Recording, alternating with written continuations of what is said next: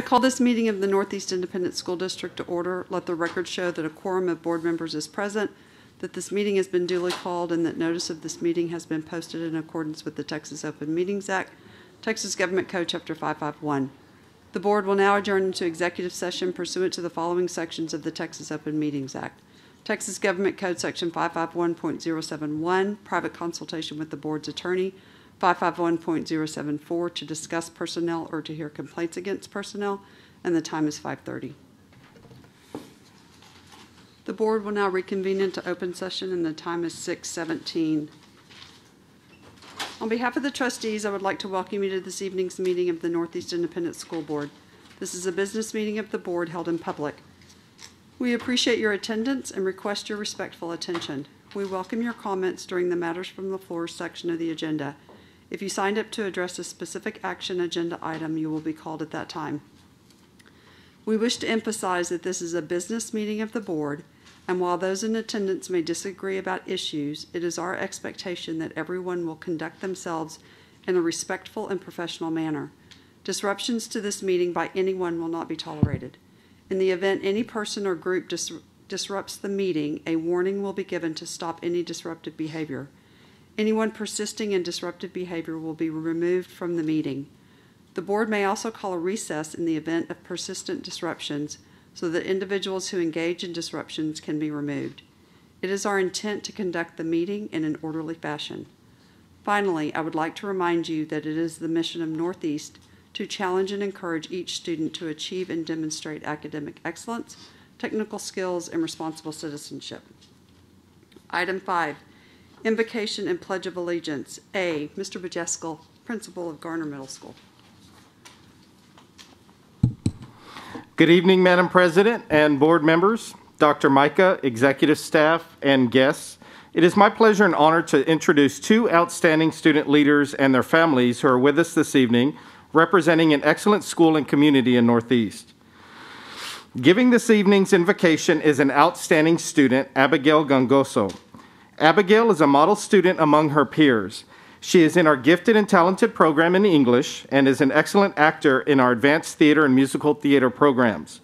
Abigail is the president of our drama club and played a big role in Garner's first ever production of The Lion King 2 years ago. I am confident she will land another lead in our upcoming musical, Frozen. Tonight, Abigail is accompanied by her parents, Hannah and Dennis Gangoso, and her two siblings, Audrey and Anna. Leading us in the pledges tonight is another outstanding student, Sebastian Alfonso. Sebastian is another excellent role model for his peers. He excels in our dual language and AVID programs, is an honor student and a solid musician in our advanced band.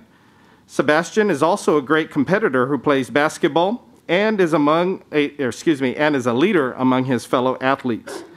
Tonight, Sebastian is accompanied by his parents, Abril, who works at Roosevelt High School, his father Luis, and his sister Sophia. At this time, Abigail will lead us in the invocation, followed by Sebastian, who will lead us in the pledges. Thank you.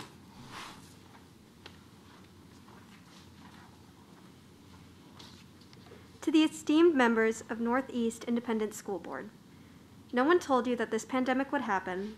No one told you that all our lives would tip into the abyss of this new chapter of our world's history. It is my honor to stand here and thank you for your skill and bravery for navigating us through the trials and tribulations of this vast new world. I thank you for your allegiance to my generation's well-being. I thank you for your striving to give me and my peers the best education possible. Thank you for your service of the Northeast ISD students, their families, and our community. Thank you.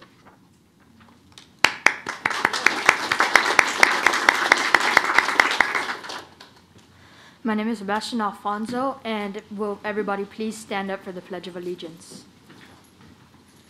I pledge allegiance to the flag of the United States of America and to the republic for which it stands, one nation, under God, indivisible, with liberty and justice for all. Please let us give honor to the Texas flag. Honor the Texas flag. I pledge allegiance to thee, Texas, one state, under God, one and indivisible. Thank you. Mr. Meyer, you want to go? Yeah. Yeah, Sebastian and Abigail, if you'll come forward, please. We'll take a picture. And we have a certificate for you, and we want to thank you for being here and doing this. It was a great job.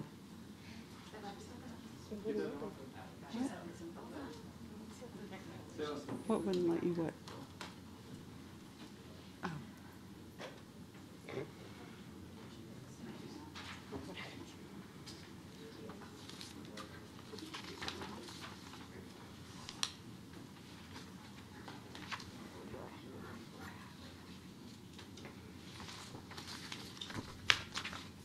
All right, 1, 2, 3.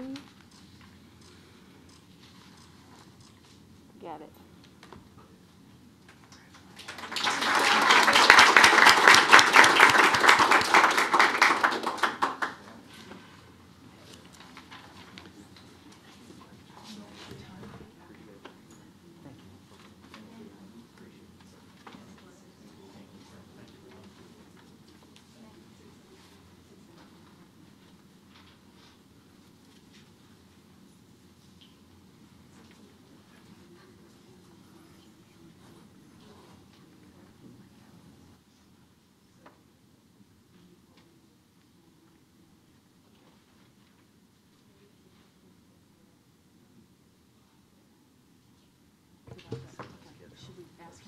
Oh, yes. I'm sorry. I wasn't looking up. Thank you all for being here, and you're welcome to go home because I'm sure that you have homework and things that you need, practice that you need to do. But I want to thank you and your families for coming. But yes, you're welcome to leave if you would like to. Thank you.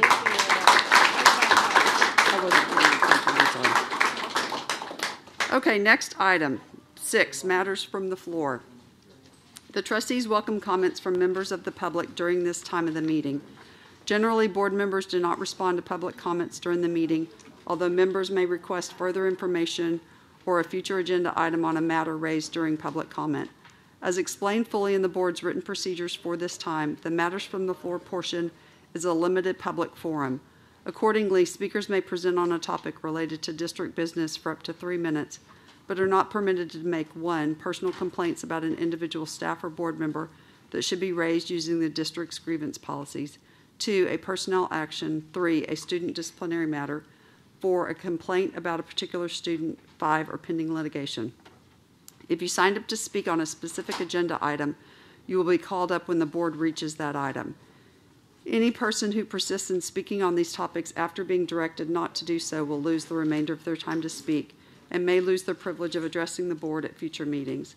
We also welcome written comments at any time, either through email at board@neisd.net or by mail, care of the superintendent's office at 8961 Tesoro Drive, 6th floor, San Antonio, Texas, 78217.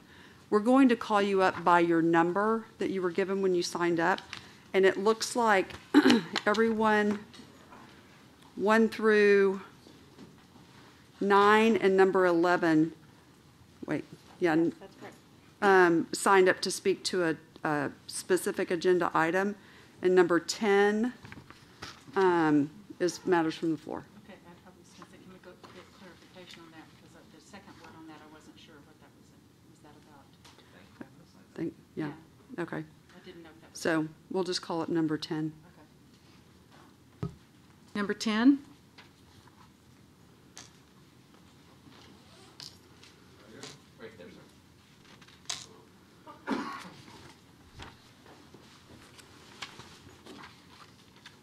Can you hear me? There we go. I just wanted to thank all you guys. I know you guys. Please state your name for the record. Oh, sorry. My name is Matt Schwegman. Thank you. I have a 5-year-old daughter at Roan Forest. She's in the dual language program. She's loving it. We just moved here from Houston, and I just want to say that, you know, I appreciate everyone here. You know, I think it's great that everyone's exercising their freedom to speak today. And I just wanted to thank you guys. I know you guys have the hardest job here in the room. I think someone here should speak for you guys and really say thank you. I understand the environment that you're dealing with, and you guys are doing a great job. And just know that there are people outside of this room who might not be as vocal, but we are all very thankful for you. And so just keep that on your minds. And like I said, the most important thing from all this is that my daughter is happy here.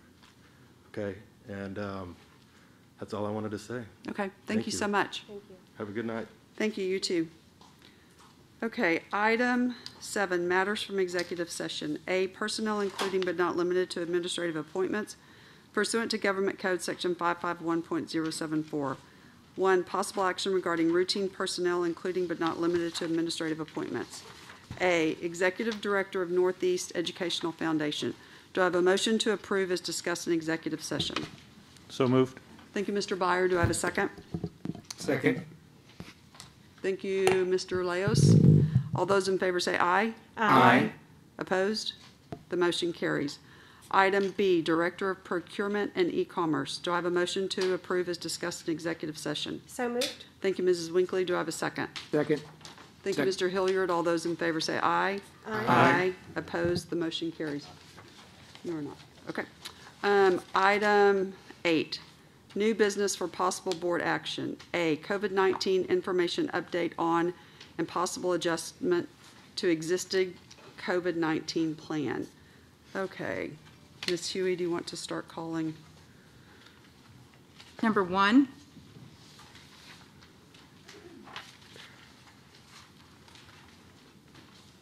Deanna Fensel. I'd like to take this minute to thank Mr. Hilliard for asking the tough questions that parents who are masked choice want to know answers to. Thank you, Steve. We need more like you. I would also like to say that I am happy the district did the right thing and relaxed the mask mandate policy for now. Mask choice families only want what parental rights give us, choice for our children. Having said that, the time has come for families that are against mandates such as these to stop being supportive of board members who continue to vote and support mandates and policies that infringe on parental rights. I use this time to implore families to rally behind any person willing to stand up and run for a school board vacancy coming up soon. Our children are never used, in this when we do this, our children will never be used as, political, financial pawns ever again. Once again, Steve, I want to thank you again for asking the difficult questions that need to be asked no matter which side of the issue you fall on. I didn't hear from anyone else sitting up here ask questions to make the case that made these policies come into play. I did withdraw my son his 8th grade year at Bradley, and it was really, really sad for him to leave his friends and all the activities that he enjoyed playing. But I felt like as a parent, I had to do it. I don't want him to be made to do anything that we aren't comfortable with and that I'm not okay with. Thank you. number 2, Hi, Bill Librera. I'd like to talk about the rules of this meeting. And one thing I noticed is Abigail gave a great speech. I really enjoyed it. And that we're all human and we were actually able to applaud. And I thought that was a great thing. What I don't understand is why it's not allowed and why that's considered a disruption when after I speak or anybody speaks that we can't applaud. We're human, we're people, we're not robots. Also, what I do find a little bit disrespectful is sometimes when we're up here speaking, there are some board members that are on their phones and don't make eye contact. It seems like sometimes you're not paying attention. But furthermore, it's ridiculous that in the overflow rooms, there's police officers, I back the blue, there's police officers enforcing a rule that says you can't applaud because that's disruptive to me here, because I don't understand how in an overflow room somebody applauding disrupts this meeting. Especially after I'm done speaking. Now let's talk about vaccines. I know because we've done records requests, and I know you have plans to administer vaccines in the schools. And I'm not anti-vaccine, and if somebody wants to get the vaccine, that's their decision. What I don't like is that you're going to bring it into the schools. That should be done on off-campus time, on the weekends, parents involved, because there have been mistakes made in the past with the flu vaccine.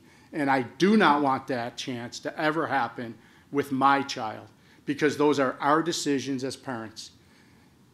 Administer your tests or whatever you want to do, but I don't want that in the schools. Another thing, I don't know who said it last time, but so many emails. You talked about the mask mandate. You got so many emails.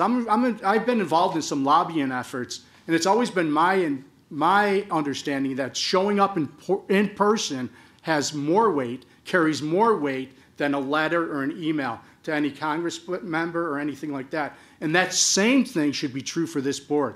Because if I come here and spend my time to invest my time to make my points, that certainly should have more weight than somebody who we don't know, even if they wrote the letter, sent an email to this board. So I welcome all discussion on this, but let's be fair about it too, because as the first gentleman that spoke said, there's a lot of voices. Well, we have a lot of voices too, and we're looking for more voices. If you're interested, we're looking for voices to challenge these people that are up here on the board, and I welcome it. That's Thank you. time. Number 3.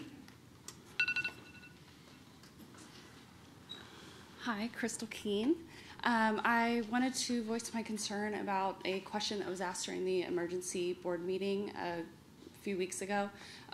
Ms. Kelly gave a presentation regarding COVID protocols, and someone had asked what was the number of hospitalized NEISD students due to COVID. She said she could not answer that because of HIPAA. There was a board member who also backed her up on that, and that was wrong information. No personal patient identifiers were asked for. It was just data. You can go on the CDC and find data like that for nationwide. I asked for a open records request with NEISD for the number of NEISD students hospitalized with COVID. The answer we received back was 0. So I don't know if Emma Kelly was misinformed or she didn't know the answer and just gave an answer anyways, but I would appreciate that as educators, that people, that you guys are educated on HIPAA laws. Emma Kelly should Please stop definitely know. using the employees' names. Who?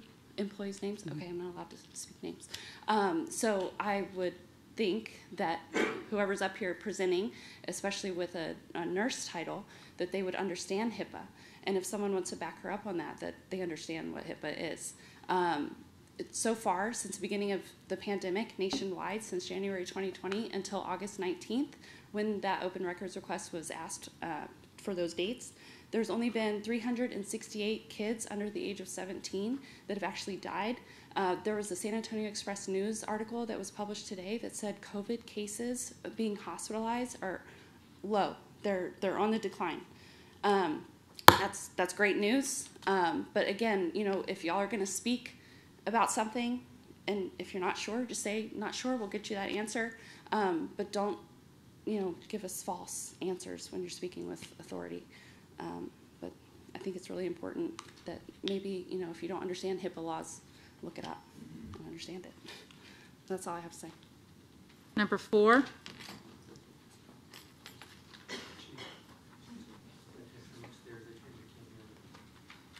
Hi, my name is Benjamin Elliott. I came to speak on the issue of the potential changes to the COVID guidelines and the COVID guidelines in general, as well as kind of a follow-up to the emergency meeting that was held in August, where we all got to come and speak our voice that really didn't matter because y'all had your decision made anyway. We had parents show up with data, with packets, with studies, all kinds of good information. It was completely disregarded. I watched the video to the end. I watched y'all's discussion, deliberation, and your vote. That stack of data sat there and was never even looked at. One of the board members did suggest that maybe take a little bit of time and evaluate it. No, y'all didn't care. I'm here basically to express my disdain that I know is also shared widely in the district because I'm in the community and I know a lot of people. And there's actually a growing group of people that share the disdain and the desire to replace some of our elected officials with ones that will actually represent us. Back to that meeting, some of the data that was discussed, as previous speaker mentioned, nurse gave some information or intentionally omitted some information that would have been contrary to the point that was trying to be made, that the Delta variant is sweeping through our schools and is a huge danger to our children. It's not. 0 children were hospitalized. I had 3 students in the ISD. They're now homeschooled. One of them's in private school. We don't agree with the direction the district is going, at least until we can get some people in that will represent us well and will actually care about our students. What I believe the mask mandates is about the ARPA and ESSER funds, about the $150 million that Northeast ISD will receive from the ESSER program for implementing the COVID mandates. I also wanted to kind of reiterate something. The vaccine push for the school, we saw the emails and the open records requests that, the schools are interested in administering vaccines in schools. Schools are not healthcare providers. It's not y'all's job to do that. Y'all have actually, that to me blows my mind that you would give a vaccine in a school. We have doctors for that. Nobody here is a doctor. Nobody in any of our schools is a doctor. The district health director, who we can't name anymore, is not a doctor. So where are the orders coming from to give vaccines in our schools? Other than that, general idea of all I wanted to say was, y'all don't represent us well. I think you're failing the voters. The emails that were referenced, about 800 emails, 67% wanted a mandate. We plan to open record request that and verify that information as well. So we'll see if that was honest or not. But other than that, that's all I have to say. Number 5. My name is Linda Chapman. I'm not here to convince you guys of anything because I think you guys have already made up your minds, and this is a dog and pony show to make it seem like we have some input, but we already know what goes on here. And I firmly believe that anyone who is voting to mandate masks on kids is part of this evil, part of the evil behind this entire pandemic, or is under a delusion of fear because they have turned away from God, because you clearly have no godly discernment to see through all the lies from the deep state controlled fake news. With that said, parents, get your kids out of these public schools or any public school requiring a mask. Even masks aside, you will be doing your kids a favor since public school has now become public indoctrination. The masks are just the most visible sign. And I can guarantee you vaccinations are coming. So folks, get your kids out of these schools. Go to Texas Homeschool Coalition and find out what you need to do. All you need to do is go to down to your child's school, withdraw them from the school, have a bona fide curriculum, and coordinate with your friends and family so that you can get your child educated at home. Do it yourself. Don't send them to these people who will mandate masks, and then I'm sure vaccines is to come. And folks, especially people that are sitting here in masks who are really scared, I just urge you to go on DuckDuckGo and look up some of the real doctors who are really treating this and know of the actual real treatments for this. Go look up on DuckDuckGo. Don't go to Google. Go to DuckDuckGo and look up Ty and Charlene Bollinger, Robert Kennedy Jr., Joseph Merkler, Chevy Tenpenny, Christiane Northrup. Look up some of these folks because you're going to get the real scoop about information that COVID is very treatable and preventable. This is nonsense what's going on here. And finally, I'd just like to say that I'd just like to quote a couple lines from one of my favorite songs, is "One day I hope you see the truth. This puppet show stays on because of you fools." Number 6. Hello, everybody. I was expecting a minute, so I got 3. So I just wanted to inform you that. Please state your name. My name is Graham Landry. Your vehicle's extended warranty is up, and you may just lighten up the room a little bit. Look, I'm a parent of 7. 5 of them are school age, and this year they will not be in the public school system because of these mandates. As a living, I'm a medical professional and I'm a sales rep. So for a living, I read medical journal studies. I have no doubt that most of you did read the studies that were given you. Okay, and I can tell in a conversation, just like a teacher can tell if someone did their homework. I can tell if you did or you didn't, and I'd say most of you did. With a note, I could tell you probably read the ones that were given to you by the CDC, because in their mask guidelines, they have 24 journal articles, which includes 10 studies in there. Those 10 studies, first of all, they're not very good. But here's an interesting thing about them. If you go ahead and look them up yourself, look when they were commissioned. All of them were commissioned after a mask policy was enacted by the CDC.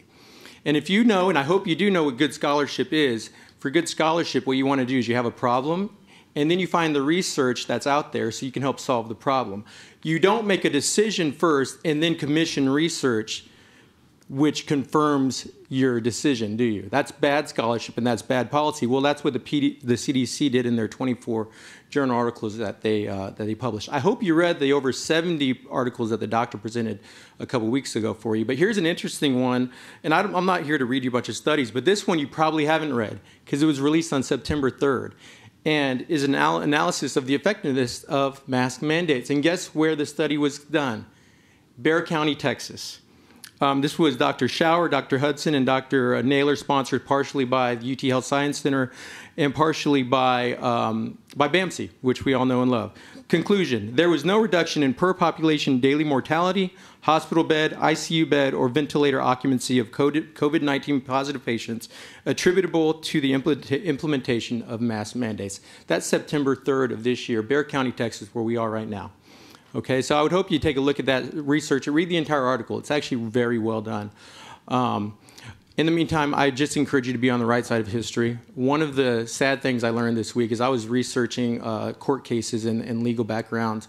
And there are so many civil rights cases where school boards are on the wrong side of history. And it's difficult to find one where they were on the right side of a civil rights issue.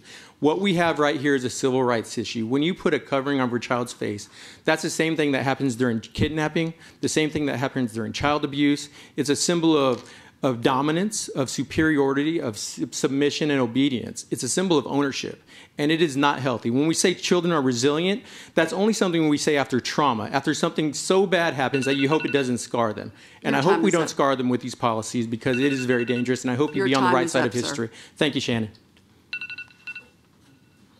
Number 7. We've said no clapping. Go ahead. I'm Jerry Orbaugh, and I'm really not here to tell you guys or anybody what to do. And mandating is just not the right thing at all. If you start mandating, you're really going against our freedoms and our rights. And if you're going to mandate anything, it'd be best to mandate that no child has to wear a mask.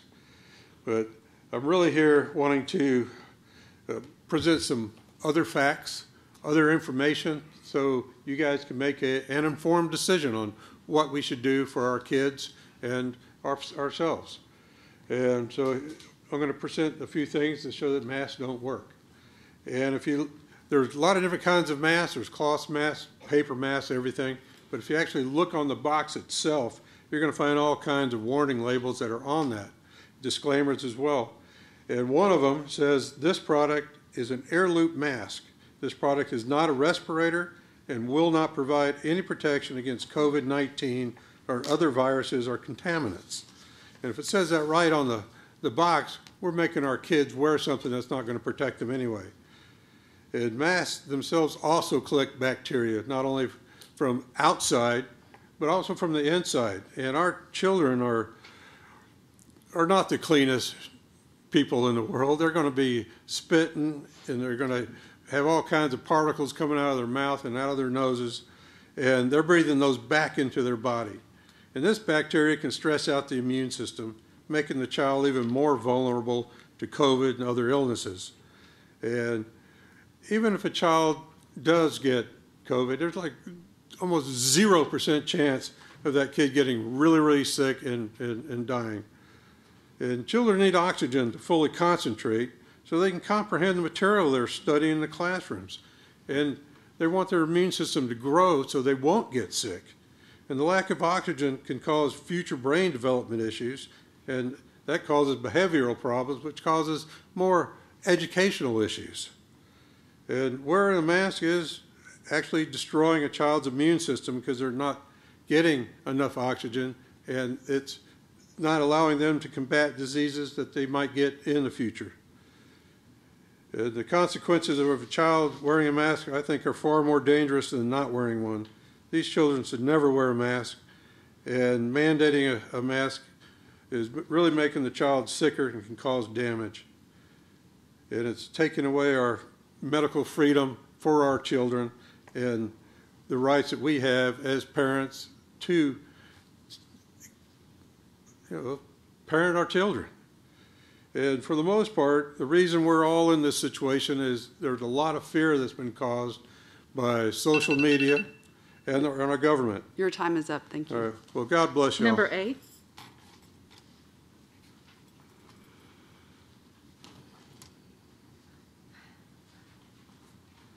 Hi, I'm Tina Orbaugh. I'm the one that I'm one of the ones that sent y'all an email. I want to hear to talk about fear. A lot of people think, oh, I got to wear a mask. I am so afraid. We're going to get COVID. I can't get COVID. I'm afraid. What are you afraid of? Okay, right now there is so much help for COVID. You got ivermectin, you got hydroxychloroquine, you got vitamin D, you got vitamin C, you got zinc. All of these will prevent you from going to the hospital. You can get COVID and not go to the hospital. You will be, my husband got COVID, gave him ivermectin. He had no headache the next day. He was a little tired for a couple of days. My daughter gave her ivermectin and she was fine.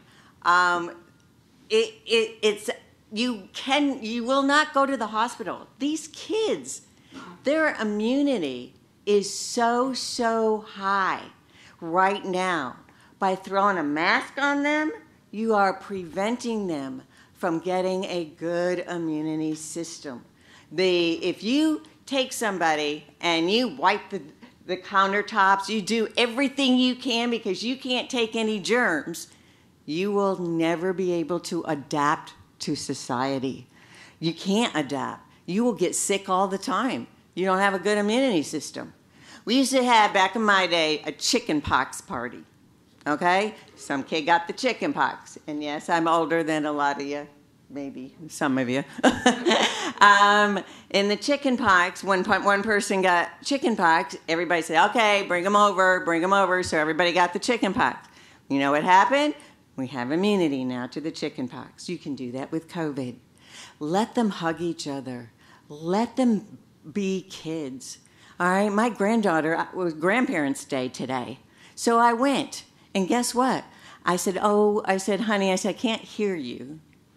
Being old as I am, 66, I couldn't hear what she was saying. And I said, can you just pull it down so I can talk to you? Oh, no, I might get a germ. So they're already being indoctrinated. And that's our problem. We are being indoctrinated. These kids will never be able to be fine. And like my husband had said, these kids are suffering. They're going to suffer later in life.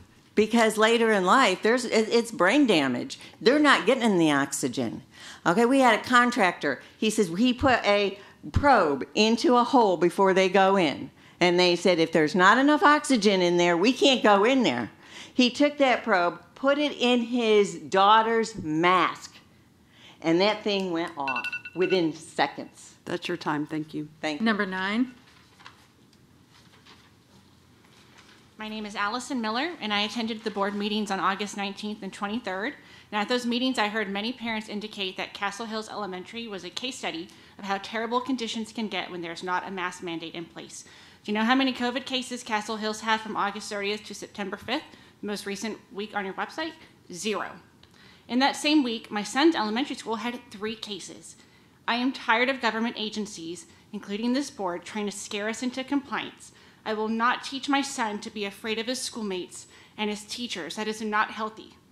If masks were proven to be so effective, don't you think all parents would want their kids to wear them? I'm sick of pro-mask parents and administrators acting like they know better than I do.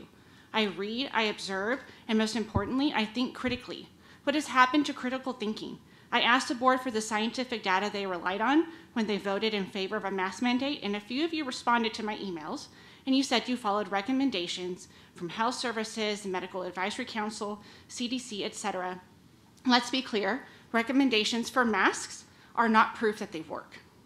In fact, there is evidence that these entities have been tainted with politics. For example, the American Federation of Teachers lobbied the CDC on and even suggested language for the agency's school reopening guidance. That is not science, it's politics. I've been looking at your website every week and looking at the number of positive cases.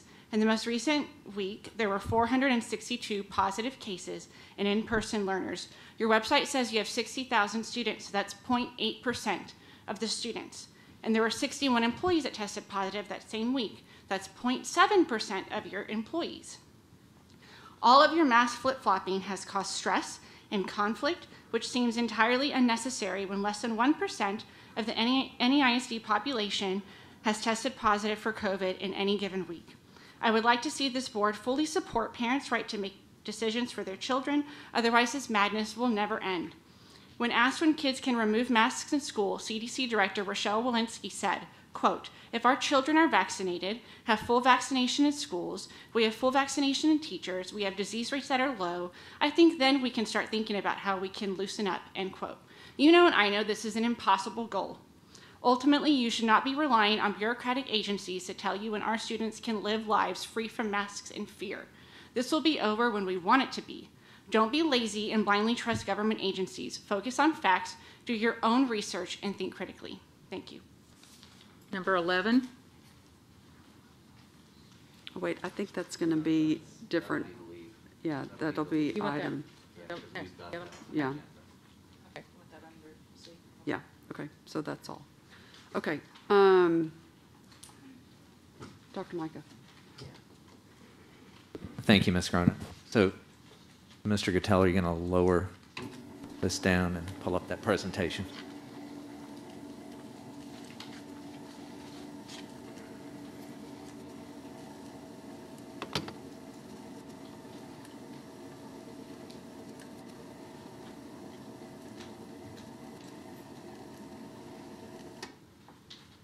Mr. Villarreal, is Nurse Kelly and Dr. Barton here? I don't see them. Okay. So we're going to, Nurse Kelly, so I just want to let the board know that tonight before we really go into this, we asked Dr. Barton to come here this evening. And I'm just going to read a little bit about Dr. Barton. She is a practicing physician and an associate professor at UT Health. She is an infectious disease specialist in the Department of Pediatrics. Dr. Barton has contributed extensively to global health initiatives in Haiti, Rwanda, South Africa, Laos, and other locations. Dr. Barton, thank you for joining us tonight, and I appreciate you coming and sharing some of what you've seen personally. Great, thank you. Thank you for inviting me. So really, I want first just to let you know a little bit about me, actually. So I am a board-certified pediatric infectious disease physician for the past 18 years. I've been in clinical practice since finishing my fellowship in Dallas. I'm not a researcher. I don't have any pharmaceutical funding or any relationships with any pharmaceutical industries or mask manufacturers or any industry. I have no other conflicts of interest. I've been here in San Antonio at UT Health for the past year. Prior to that, I actually spent a year volunteering abroad, and then when I came back to the U.S. After that year, took a job for fun, doing adolescent medicine, working literally in the basement of a high school as the clinic doctor in New York City. So, so I was employed as a school-based physician in New York City in 2019 and 2020, and so I was in that basement in New York City in the spring of 2020 when COVID kind of fell upon us. And so as my infectious disease job was partly to, to assess our school and sort of what its capabilities were and what the clinic's capabilities were. We actually didn't anticipate that schools would close. We were sort of surprised that that happened. And so what, the things that we could do to try to, keep the school going, keep the clinic going, and make sure that we weren't having transmission going on in the schools. So, but I'm a Texan. I'm born in Texas and from a long history of Texas people. And so I came back to Texas and took this job back in pediatric infectious disease. So I don't actually want to barrage you with too many numbers because I think we get sort of numbers fatigue. But I do want to say that it is a myth that COVID doesn't infect children. The Delta surge is hitting kids pretty significantly. In the early parts of the pandemic, kids only made up about 2% of the cases. And then with this most recent surge, we're seeing that children in the U.S. are making up about 26% of the cases. And that includes locally. So I asked our lab for the numbers of testing positivity because they can break it down by age for the past 4 weeks. And so in the university hospital system, I don't have the whole city, but at least in our hospital system, you can see that we've had quite a few kids just in the last month that have tested positive, and that represents 28% of all the positive tests that we have. So we're definitely having currently an epidemic in our local children, and you can see that actually 2/3 of those are in young children and children under 12 who have not been able to be vaccinated. So it's also a myth that children don't get sick from COVID. So these are numbers from, it's on the CDC website, but they're not CDC-generated numbers. They're Texas state-generated numbers that they've compiled. And so they have, the yellow line on the graph represents hospitalizations for children in Texas under the age of 18. And so you can see that in the past month, that has been big. Now, there actually is some bright light that it does seem to be decreasing over the past week. And so I'm hoping that we've peaked out our Delta surge and maybe we'll be getting down to that. So in total, since August of last year, so for the past little over a year, there have been almost 7,500 kids who've been hospitalized in Texas. And this is so I used the same data when I gave a presentation to a group of doctors a month ago. And so a month ago, that number was 5,800. So we've had 1,700 of those hospitalizations have actually just been in the past 4 weeks. So we are currently suffering a lot of hospitalized kids. And similarly, there are, of course, data that are available in public schools, and I'm sure that you're all aware of these. So this was the last year's data, that there were 142,000 Texas public school students that out of 3 million who were enrolled for on-campus learning that tested positive at some point for COVID-19. And so that was about 5%, just shy of 5%, and about 9% of school staff acquired COVID-19 infections during that school year. Already this school year, they've reset the dashboard for the new school year, and already we have half that number just in a 1-month period of time. So we're definitely seeing increase in school-associated cases. They may not be school transmissions, and they're probably not school transmissions. I don't have that granular level of data.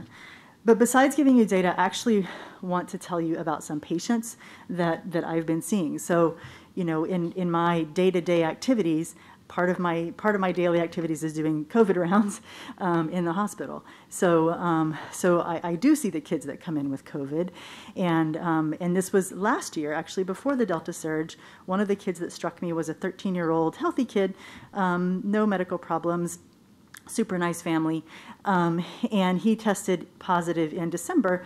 And he had just some low-grade fever and fatigue. He really was very mildly ill. And in fact, his parents were pretty skeptical of the COVID diagnosis because he wasn't very sick. And so he was doing online school at that time, but they had already reopened sports, and so he was playing on a basketball team, although a lot of his games had been canceled due to other teams having COVID. So about 3 weeks after his illness, he actually developed acute onset of headache, nausea, and vomiting, and difficulty finding words, similar to like a dementia. And he turned out to have multiple strokes. So one of the complications of COVID that we've seen over and over again in adults in particular are blood clots. So, and then we've seen blood clots and inflammation. Sorry, Doctor. Yes. Do you mind? She did not interrupt you all when you were speaking, so please do not interrupt her when she is speaking. Thank you. And this has been a well-described complication of COVID that the medical community recognizes over the past year.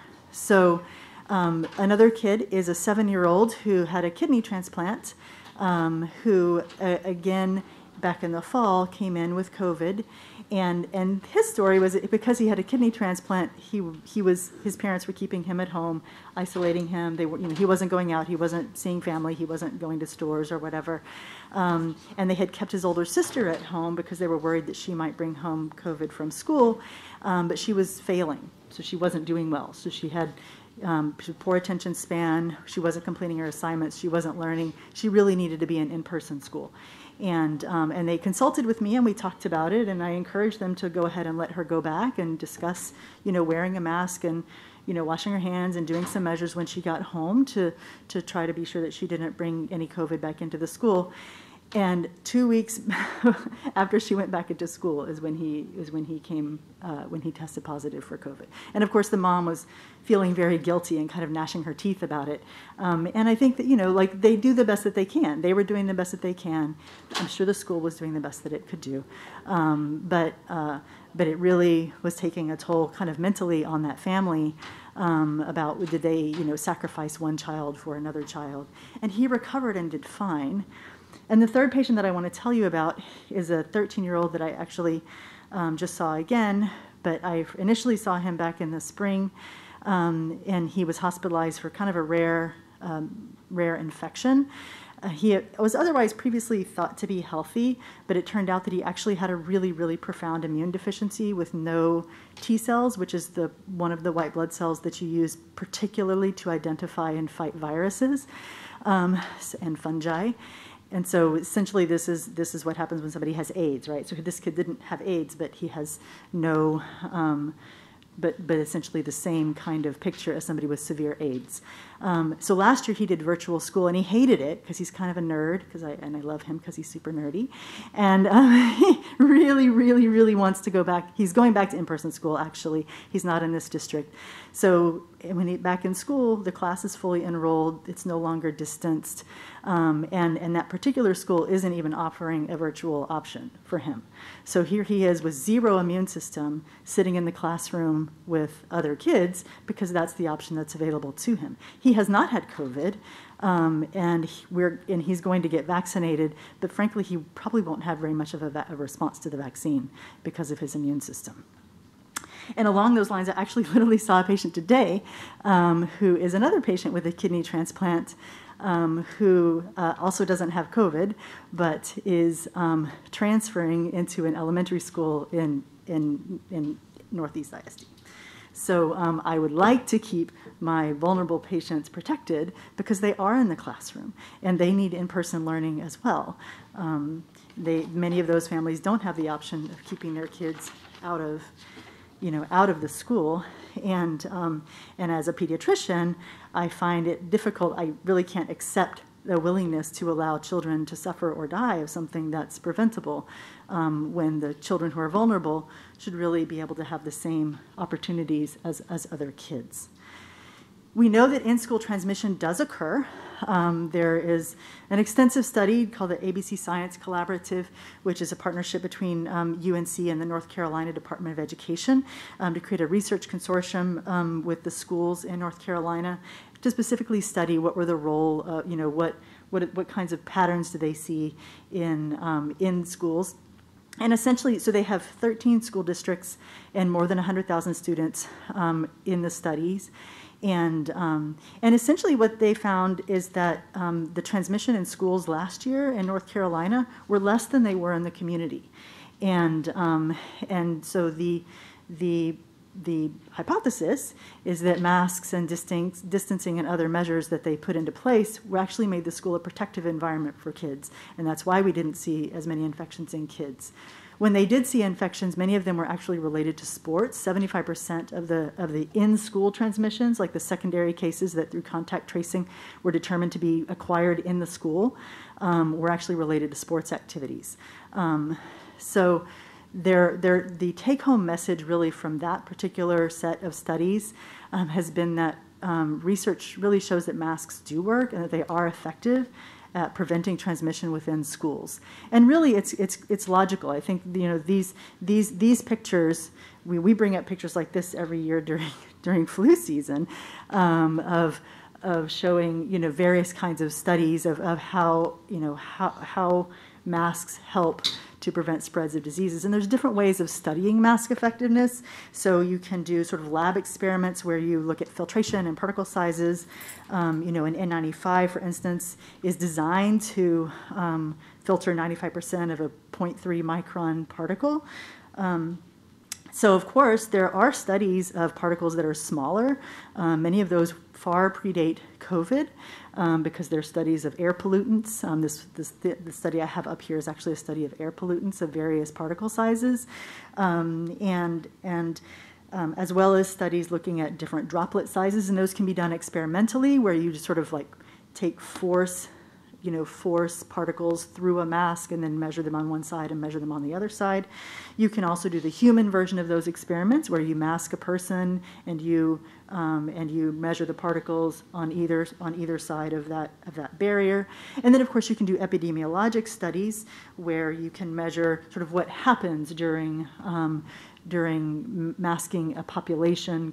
And so there is some research that came out of Kansas, where they compared what was going on kind of community-wide in counties where there were mask mandates in the county, not for schools, this is like for the restaurants and all those other things, and versus counties where they didn't have that.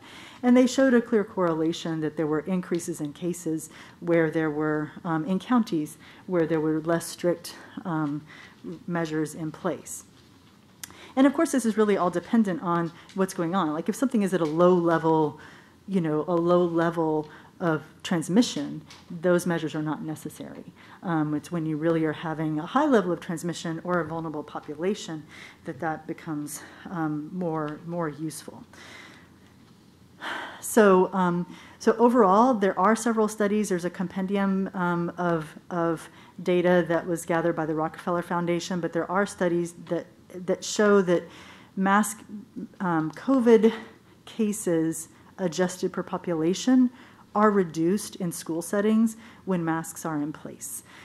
Schools really don't contribute significantly to community spread. Community spread really impacts what's happening within a school, but keeping community spread low does allow for safer school attendance, and that means taking measures in a variety of very different activities, not just in the school setting. But outbreaks do and have occurred within schools.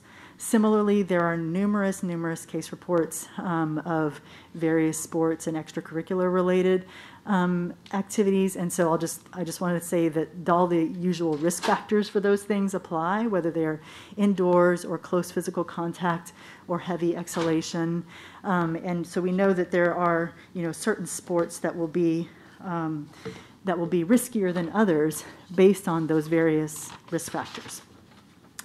So overall, on a scale of effectiveness, there are certain interventions that we can make as a community that are more effective than others. So the most effective intervention that we can make is actually gaining population immunity through vaccination, through natural immunity, or a combination of the two.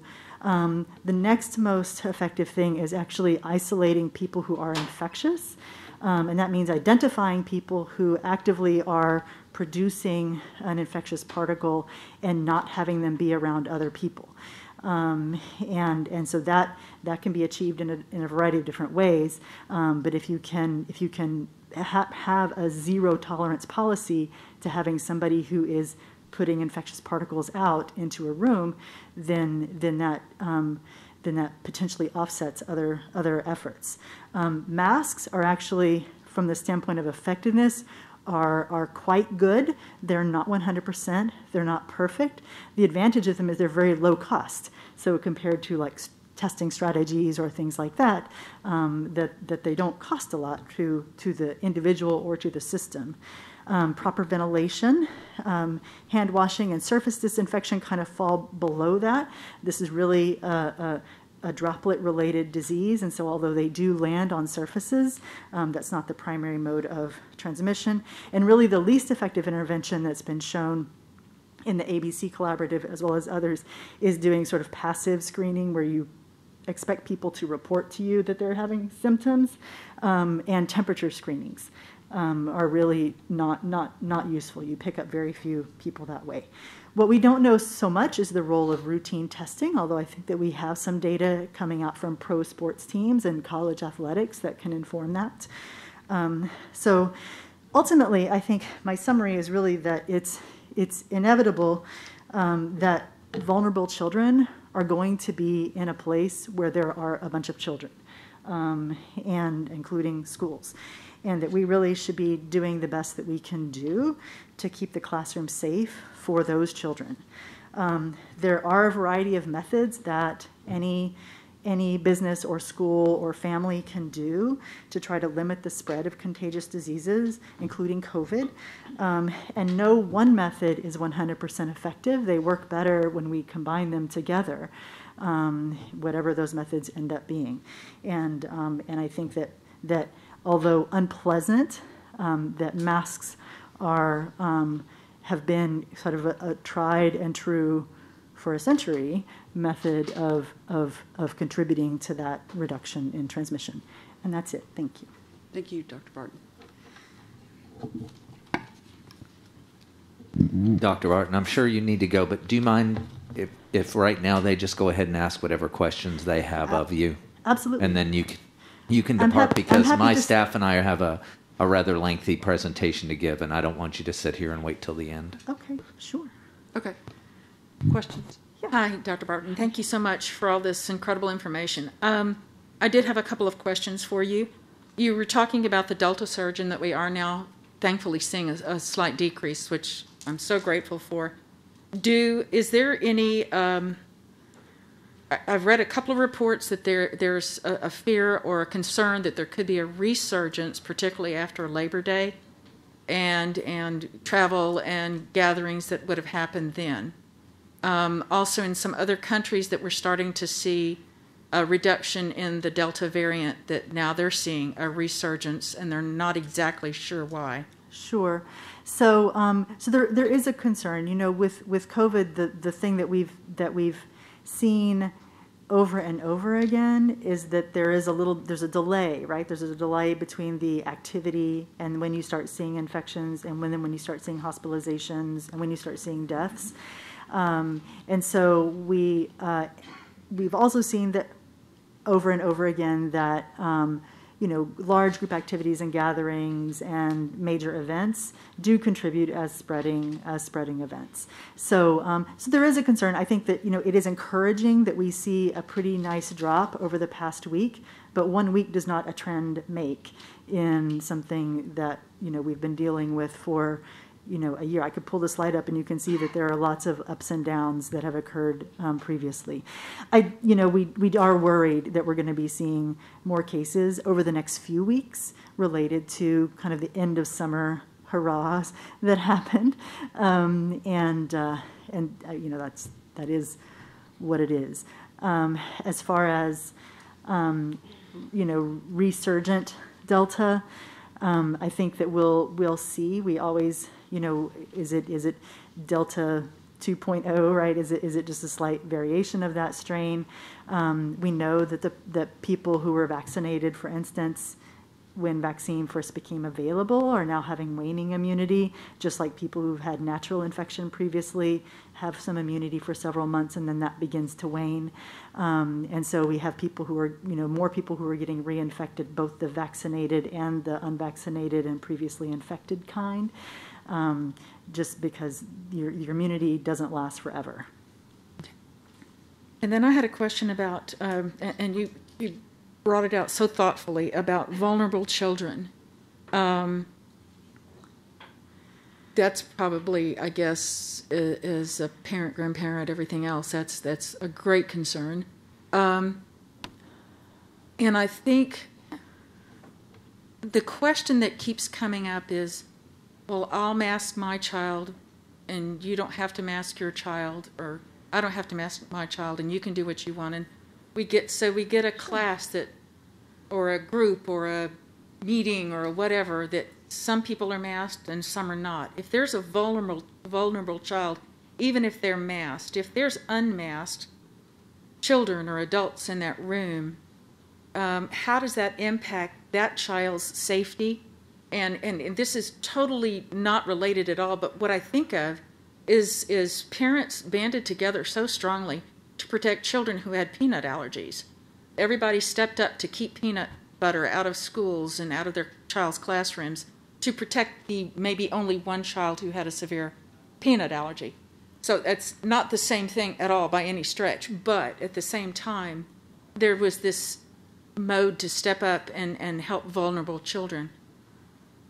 Where do we stand on a child being in a room that's a vulnerable child with unmasked children or adults?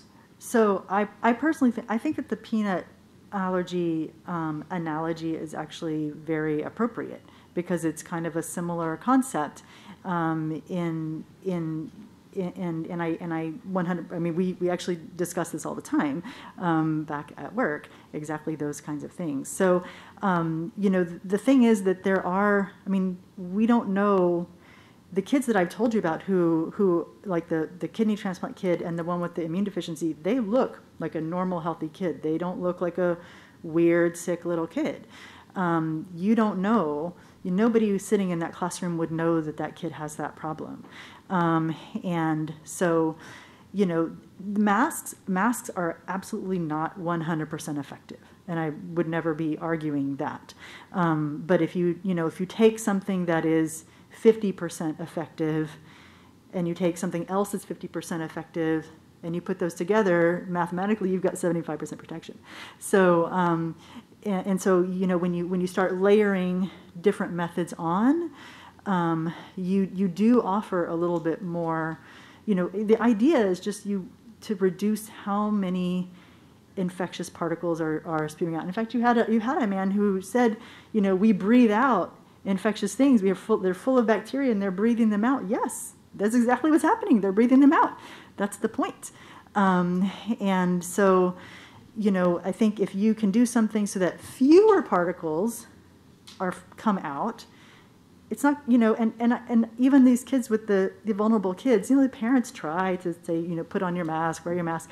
But I've seen these kids. I mean, they sit in my clinic, and then there it is below the nose, and I'm like, come on, mask up. And so, they're not perfect. Nobody's perfect, and that's okay. But I think if we can add like a little bit of protection there, a little bit of protection there, just to try to reduce the risk, I think really makes a big difference for those kids. And I do, for 10 years, I was the primary care doctor for an HIV clinic in Dallas. That's kind of my first love. So I just had a panel of HIV infected kids that I followed as their PCP, watching them grow up and go into their quinceañeras or whatever. And some of those kids had terrible immune systems, and some of them really needed to be in school. And they did not have parents who were proactive and coming to board meetings. They had parents who were really relying 100% on the school to educate them. And so I think that we just never know those circumstances of the person who's next to us. That person may be perfectly healthy, but they've got, a transplant kid at home. You've got kids who are, newly diagnosed leukemics before anybody knows that they have leukemia, and they're running around, in the population. And so I think that we do have people who are vulnerable around us. And I as a doctor, it's hard for me to accept that we would willingly put them at risk, willingly hurt them. Well, that kind of leads to my next question, and actually the HIV is a perfect example of when that was first. You're watching now children grow up and survive, even though they're HIV positive, and right now we're at a point in COVID where we're not really sure. You talked about the brain fog and things like that, so we're not sure yet what. There was a speaker that talked about chickenpox, and although now there is a vaccine for chickenpox, because we know now that the long-term effects of chickenpox in an adult is shingles, which of course there's a vaccine for that too. But I mean, we don't know yet. Is there any data that's being, that's reliable now for any long-term effects? We don't have long-term, but I mean that where you're seeing some side effects from COVID that we're not really sure how to deal with. You talked about the brain fog and the strokes in a child. And while people are talking about a low mortality rate, for me, one is too many. And my great concern is that mortality rate could rise. So I mean we don't have long-term data because we've only had this particular virus with us for for a year and a half, and it's behaving differently than many other coronaviruses, including SARS, which was kind of the first version of this. So we don't know for sure. I mean, I think that most people are going to recover fully and be fine. There are numerous viruses that cause various kind of autoimmune or chronic fatigue-like syndromes and orthostatic disorders and POTS and myalgic encephalitis and all sorts of different disorders that are kind of things that activate the immune system and then ultimately result in some kind of disability or chronic pain or other chronic thing. And so far, this virus appears to be one of those viruses that is doing that. And adults are really reporting that more than kids. I mean, thankfully, most kids are actually, they are doing fine. And I don't, I don't want to like fear monger that like, oh my gosh, kids are going to be dying everywhere. That's not really my concern, but I mean, it is my concern, but it's, but a few will. Like kids are not 100% free of some of the really bad effects, even if they're short term. And the kid who had the strokes, he's doing much better. But I don't know in a 13-year-old who had multiple strokes at 13, like what is his academic achievement as he moves forward in life? What is his sports, like what is his physical achievement? Is he going to have more bleeds? Does he now have abnormal blood vessels because he developed this problem and he's going to do this again? I don't know. But I would like, if this, this was in December, this was not as preventable then as it is now. But I would like to try to prevent those from happening. Thank you so much. I really appreciate it. Hello, Dr. Barton. Thank you very much. I do have one question. We did receive quite a bit of information on our 19th board meeting about masks, and actually we've received a lot of those studies in prior year, in the prior school year. Could you speak to the studies that are out there that are showing that masks are not productive and effective? The study that you showed and the photo, I've seen those images before, not just online, but I've seen them on the news and other places. But I'm curious to know your take on the studies that are out there that are saying masks don't work. And some of them we received said they were physicians and institutes, and some that a lot of .orgs and some that I was not familiar with. So there was a little history there, but if you could speak to that, please. Sure. So, I mean, I guess what I'll say is I don't, specifically, I without looking at the study, I don't want to say like, oh, those were all bad studies. They probably were not all bad studies. What I know is that when you're doing the scientific process and you design your study and you set up your hypothesis, you can design a study in a way that you sort of get the result that you want.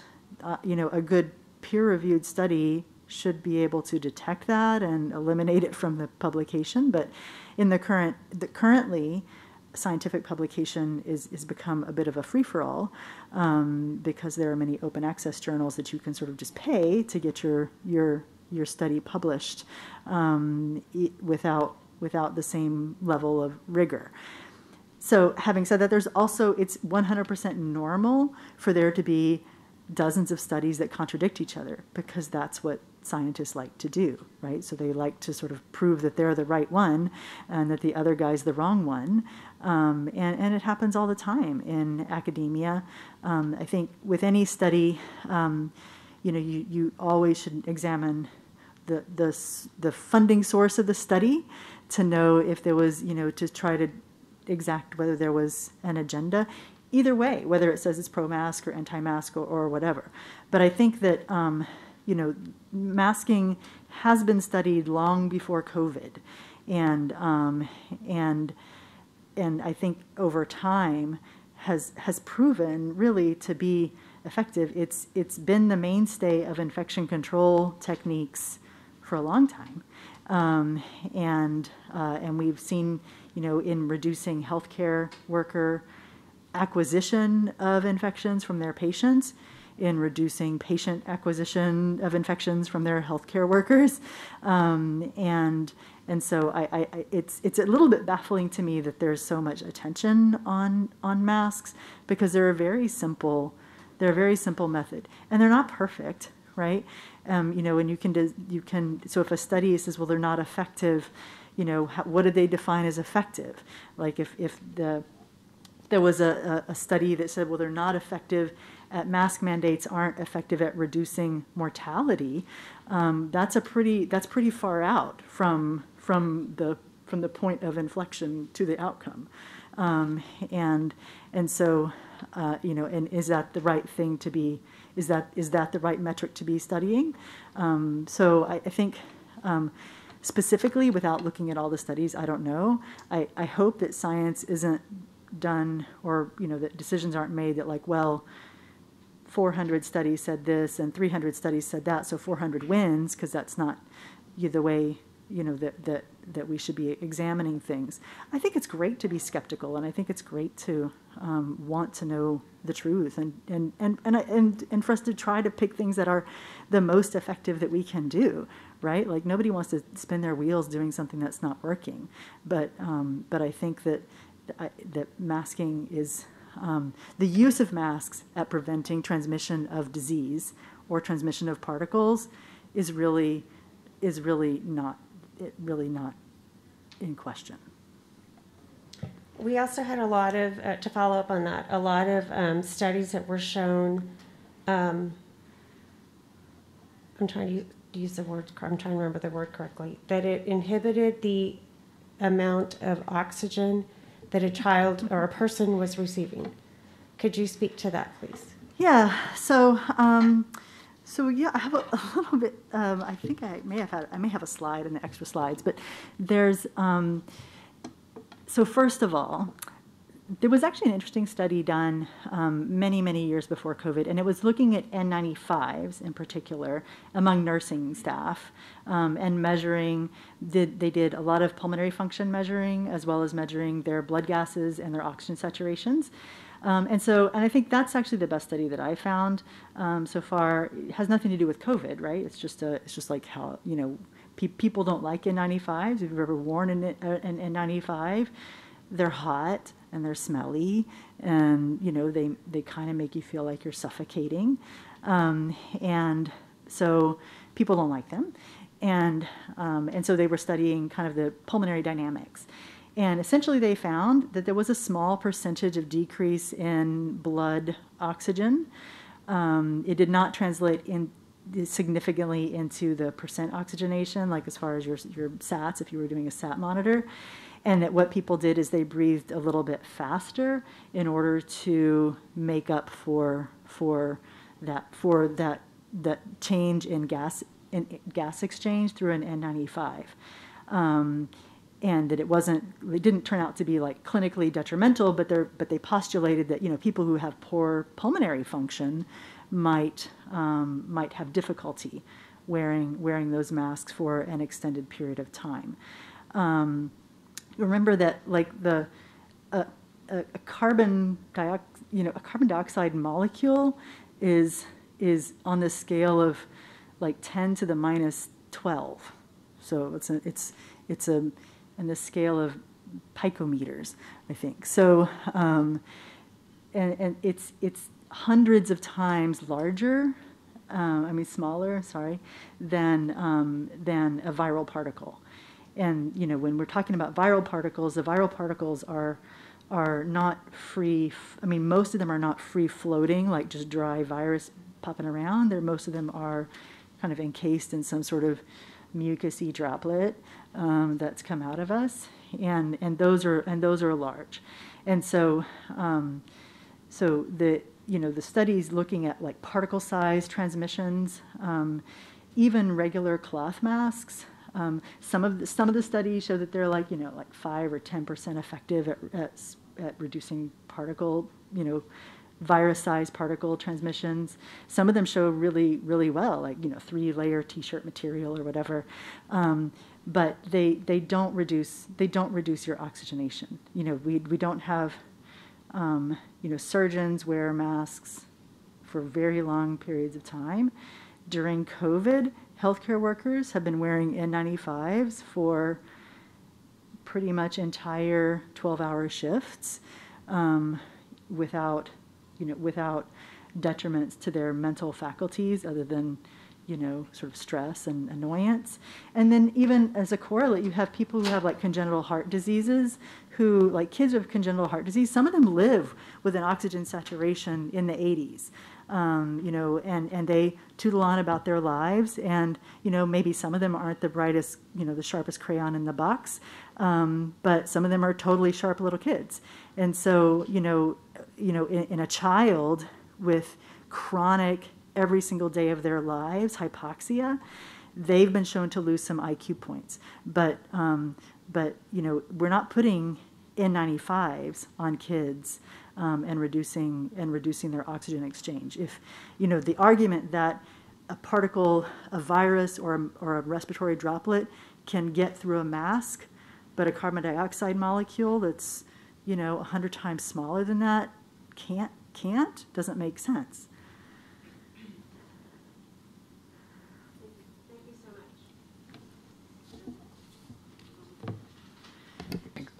Thank you, Dr. Barton. I'd like to echo, I appreciate that. And kind of piggybacking on what Mrs. Winkley just asked. So you saw the North Carolina study. We received an email the day after. It's from the CDC. It's the mask use and ventilation improvements from Georgia, November 16th to December 11th, U.S. Department of Health Services Center for Disease Control. So one of their conclusions they came up, which is you talk about that skepticism, was 21% lower incidence. Well, sorry, there's a chart here. People can look it up. We received it. It talks about mask use for students optional or required. 82 schools had optional, 87 required, so about a 50-50 split. And it just said required, the 20% lower incidence in schools that required mask use among students was not statistically significant compared with schools where mask use was optional, which means that basically in this study, it says the opposite of what the North Carolina study. Is that because it's not statistically significant? Am I understanding that correctly? That's right. So they had a reduction, and when you applied your statistical methods, it. Yeah. This is what we received. Obviously, the doctors at CDC did it, but so that's because this is the type of information. Because obviously, we're not we're a school board, not a medical board. We're trying to sift through to make sure we're making the most important decisions. Because you said community transmission is the real area, is not so much in the schools.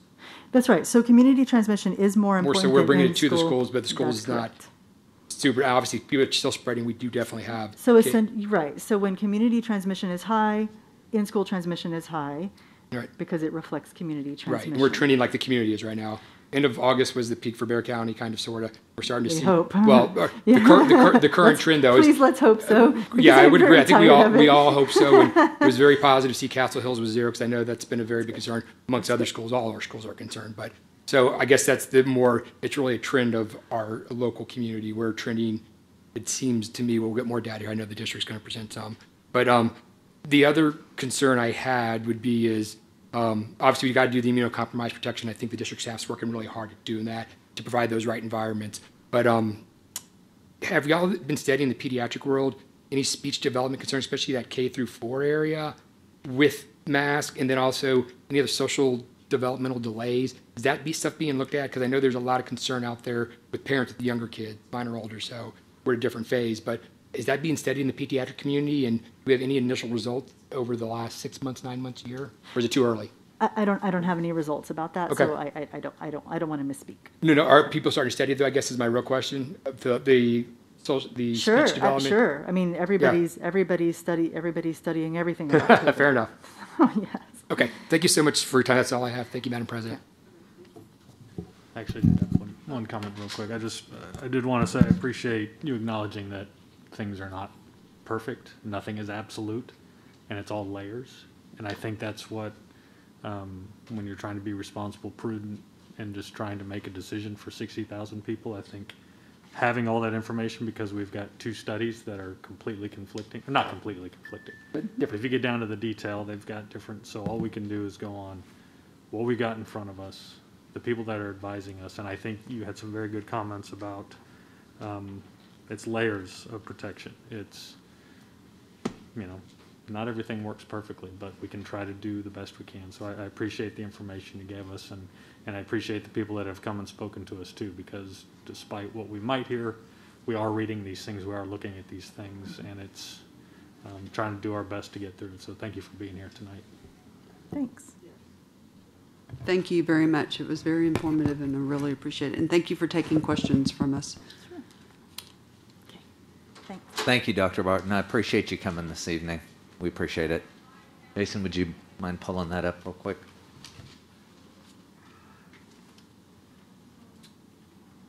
All right. So, if you'll recall, one of the last meetings, we had talked about COVID-19 metrics, and so we'll kind of go back in time a little bit. All of you all know that there is no mask mandate that we are enforcing in our school, right? You all voted to approve one, but we all know that legally through it, we cannot enforce it. So what we took a look at is really there was a metrics on when we're going to put masks in place. Well, we're not, because we can't legally. All right? We just can't. We all know that. So there is not going to be a metric for that. As far as school closures, so I did a lot of research and actually speaking with the commissioner and TEA and those folks about closures.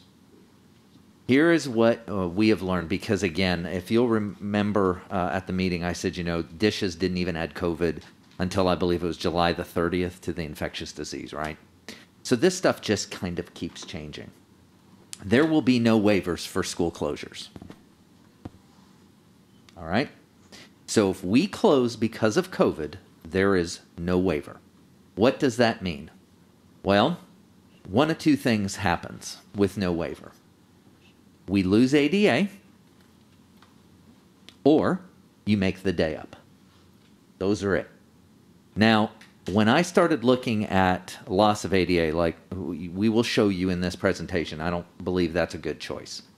The other piece is when I thought about, what would a closure do and how would we make the day up? I really thought about a parent, and we've heard some that have an elementary, middle, and a high. And I just thought, man, if I was that parent, how in the world would I keep up with, well, this school closed and it's going to make up 2 days over here, but my child in middle school doesn't have to do it, and in high school they have to make up a day, but it's in a different, I don't even know how that would work in a parent's world. And so really, at the conclusion is, well, there aren't any metrics because, well, guys, I don't believe we need to close them unless I don't see how would we get away with a school closure. And by away, I mean how you would work around the parent problem of how in the world would we do it, because one thing that we know, and you all know this, we approve the calendars way in advance. And we do that because our parents are trying to book trips. They're trying to create grandparents and things like that. And so we do that really almost a year in advance. How in the world are they going to adapt to that? And not just that, but what is even the likelihood that if you had to make that day up, say in June, a lot of people have already booked things, and I don't believe they're going to come anyway, so I don't see any value in it. I do want to let you all know, and we're going to show you this. Our recommendation, or mine will be tonight, is we don't need these because I just don't feel like that's going to happen. Here's where I think a school closure is going to happen. It's going to be a staffing issue. That's what's going to happen. All right?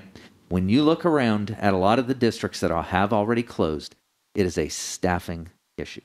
There are simply not enough staff. And so with that, I'm going to turn it over to my staff to kind of go through all of the things. So here's my takeaway, folks. I can't give you metrics because, one, we can't enforce masks anyway. So I don't know why I'm going to give you metrics to do it to something we can't do. And two, it's my recommendation that unless we're short on staff and we can't create a safe environment, our schools remain open. Okay? Staff? Yes, Madam President, members of the board, Dr. Mike, executive staff, and guests. Tonight, we're going to be discussing the impact, COVID-19 impact in Northeast ISD. We've already heard COVID-19 update, and I'll be covering attendance and enrollment. And then we'll be talking about hiring vacancies and substitutes, staffing virtual learning, mitigation strategies, and then the parent notification and reporting of cases. So one of the things that we've been looking at really closely since the start of school is our COVID-19 cases divided by enrollment. And as you can see, elementary, the first week of school, we had 155 cases. And our enrollment at that time for elementary is 24,226. So that gave us a positivity rate of 0.64%. And you can see each one, middle school, that first week was 47 cases, high school, 89 cases. And the positivity rate, like I said, was 0.64, 0.37, and 0.45. Then the week of August 23rd through the 29th, we had 193 elementary students with a positivity rate of 0.76. 105 middle school students with a positivity rate of 0.79, and high school 111 with a positivity of 0.55. And the numbers are changing because every day we enroll more and more kids, so that's why you don't see a static number. Then week of August 30th through September 5th, positivity rate 0.83, 0.88 for middle school, 0.66 for high school.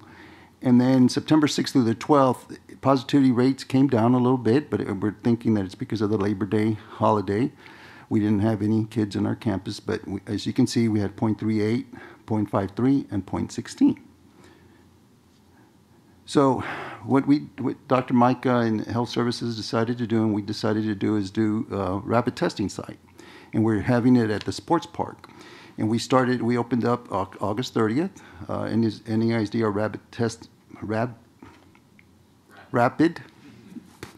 rapid testing site. And what this shows you, this table shows, is the first day we opened, August 30th, we had 132 students tested, and we had 26 employees tested, and we had 23 positive cases. And then, as you can follow along, August 31st, we had 26 employees. So every time we come off a weekend, so September 7th, it's coming off the weekend, we had 114 cases, 18 employees tested, and 17 positive. So as you can see, September 10th, like today, we had 120, and it's not on there. So today's numbers, it's coming off the weekend, was 120 that we totally tested, was 88 students and 32 employees, and we had 10 positives. So as you can see, during the week, as the week goes on, we test less and less and less, and I think it's because of the weekend that people kind of get anxious and start thinking, oh, I better get tested before I come back. So that's why you see a difference in those numbers. And then enrollment attendance and attendance rate. The first day of school, we had 54,480, and we were really nervous because we had projected, when we did our budget, we were thinking we were going to have 60,586 students. But as you can see, our enrollment is by day. So each day represents the first day of school up to the first 15 days. So that goes all the way to September 3rd. If you follow across, first day of school, we had 54,365 attendance with a 99.8% attendance rate. Last year, we were virtual, but we still had, for those virtual, we had 98.9, and then 2 years ago, we had 99.9, first day of school. If you go to, say, day 10, right, that's going to be the start of the third week, we had 58,526 enrolled, 53,737 attended with a 91.8% attendance rate. Last year, we were at the same days, day 10, 95.1%, And then 2 years ago, we were at 95.6. So if you just follow along across wise, you can see that we're ranging between 3 to 4% difference in our attendance to the worst. So it's going to kind of show us that we're maybe not having the kids attend like we had 2 years ago. Last year, like I said, it was an anomaly. We can't really compare. But when we don't have kids in our schools, that means we don't get paid for those kids being at school. So if you go to the next, here, what I'm going to try to show is we budgeted 61,586 kids. The current estimate is 59,600. So today, as of today, at the end of the day, we had 59,311. So we're hoping by snapshot in October, when we do turn in our PEMS data, that we'll have 59,600. But even then, we'll be short 1,986 from our projections. So then you go to the second line, average enrollment, weighted average daily attendance. We had budgeted at 60,257, and we're thinking we'll be closer to 58,314 because enrollment during the year declines. So not only is your attendance, but now you have enrollment that you lose. So we're thinking maybe 1,943. So we usually run ADA around 95%. That's what we budget. We always stay through the whole year at that. Right now, we're at 92% averaging. So if we lose those 3 percentage points, if it carries forward through the whole year, which it might not, but if it does, each percentage point that we lose in attendance is $3.8 million in funding. So if you go to ADA, so say we budgeted 57,244 kids, we might end up with only 53,649, which will be short 3,595. Our state aid budget was 75.8 million. We're thinking we might only get 51.9, which would keep us have us be short $23.9 million. So I kind of wanted to show this, the loss in attendance and the loss in enrollment, what it could actually do to our budget. And then you can see up here, these tables just show the enrollment loss by class. So as of September 10th, we had lost 213 kindergarten, pre-K, 796 kindergarten, and then first grade 153. Last year, when we lost almost 3,700 kids, 881 were pre-K and 889 were kindergarten. So 40 to 45% of our loss every year has been from pre-K and kindergarten. So with that, I think I'll be turning it over to Mr. Jimenez. Thank you, Mr. Villarreal. So I want to spend just a few minutes here talking about the HR perspective on specifically with our substitutes and our vacancies. Dr. Mike alluded to the fact that there are some staffing issues that we're seeing, and so you can see some of the trends here. Definitely an increase in the need for substitutes, and with that, our substitute rate has decreased quite a bit, and you'll see that a little bit more in just a bit. And then also just our vacancies that we're seeing a high number of that. And so what we're going to be doing is we're going to be looking at the substitute fill rates, looking at fall of 2019 against the fall of 2021 currently. The reason we're not using the fall of 2020 is because, as you all recall, we were in a full virtual setting. And so that definitely skewed some numbers on there. Want to show you, when you look on the y-axis on the side, you see the teachers' number of absences, unfilled absences, and fill rate. I want you to understand the number of absences, as you see in 2019, that just means it could have been one teacher that counted 10 times, let's say, during that period of time. So if you see above there, from 8/19 to 9/3, that's 11 days. It's a total number of absences during that period of time. Doesn't mean that at one point there were 2,241 teachers absent. It just means cumulative, the cumulative effect of that.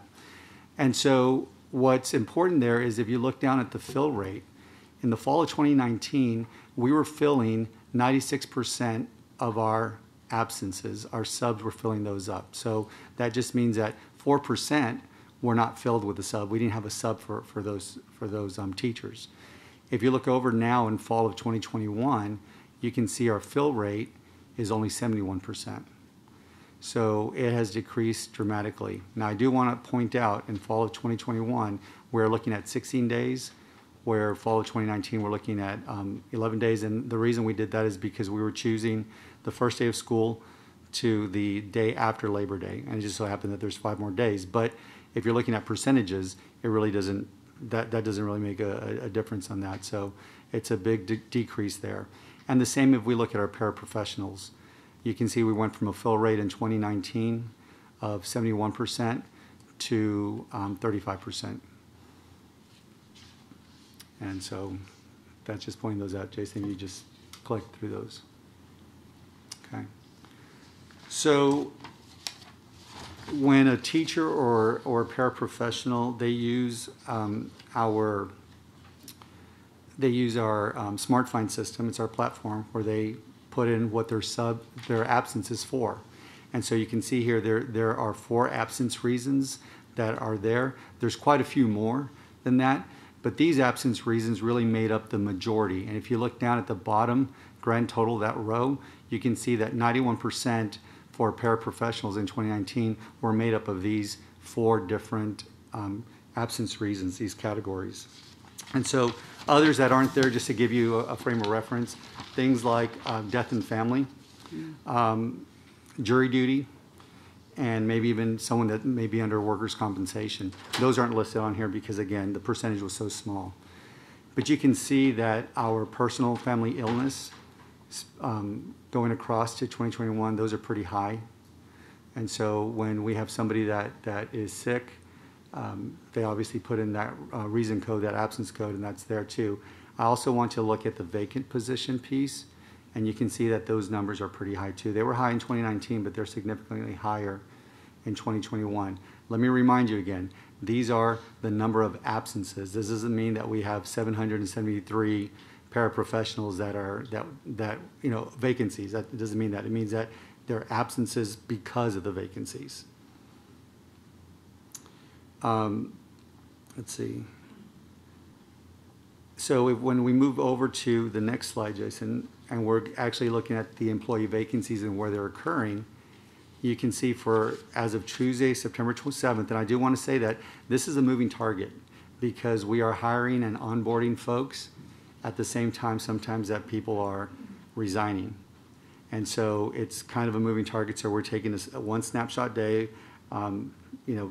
Before could have been higher or lower, now it could be higher or lower, just depends. But looking at that snapshot date of September the 7th, you can see the administrative number of vacancies are 11. Administrative does not mean administrators. If you look over to the side, it's any non-teaching or certified position, non-teaching certified position in the school, which could include the librarian, which could include family specialists. If you look at our paraprofessionals, we're really struggling when it comes to that, especially with some hard to fill positions like our special education paraprofessionals. Instructional assistants, very difficult there.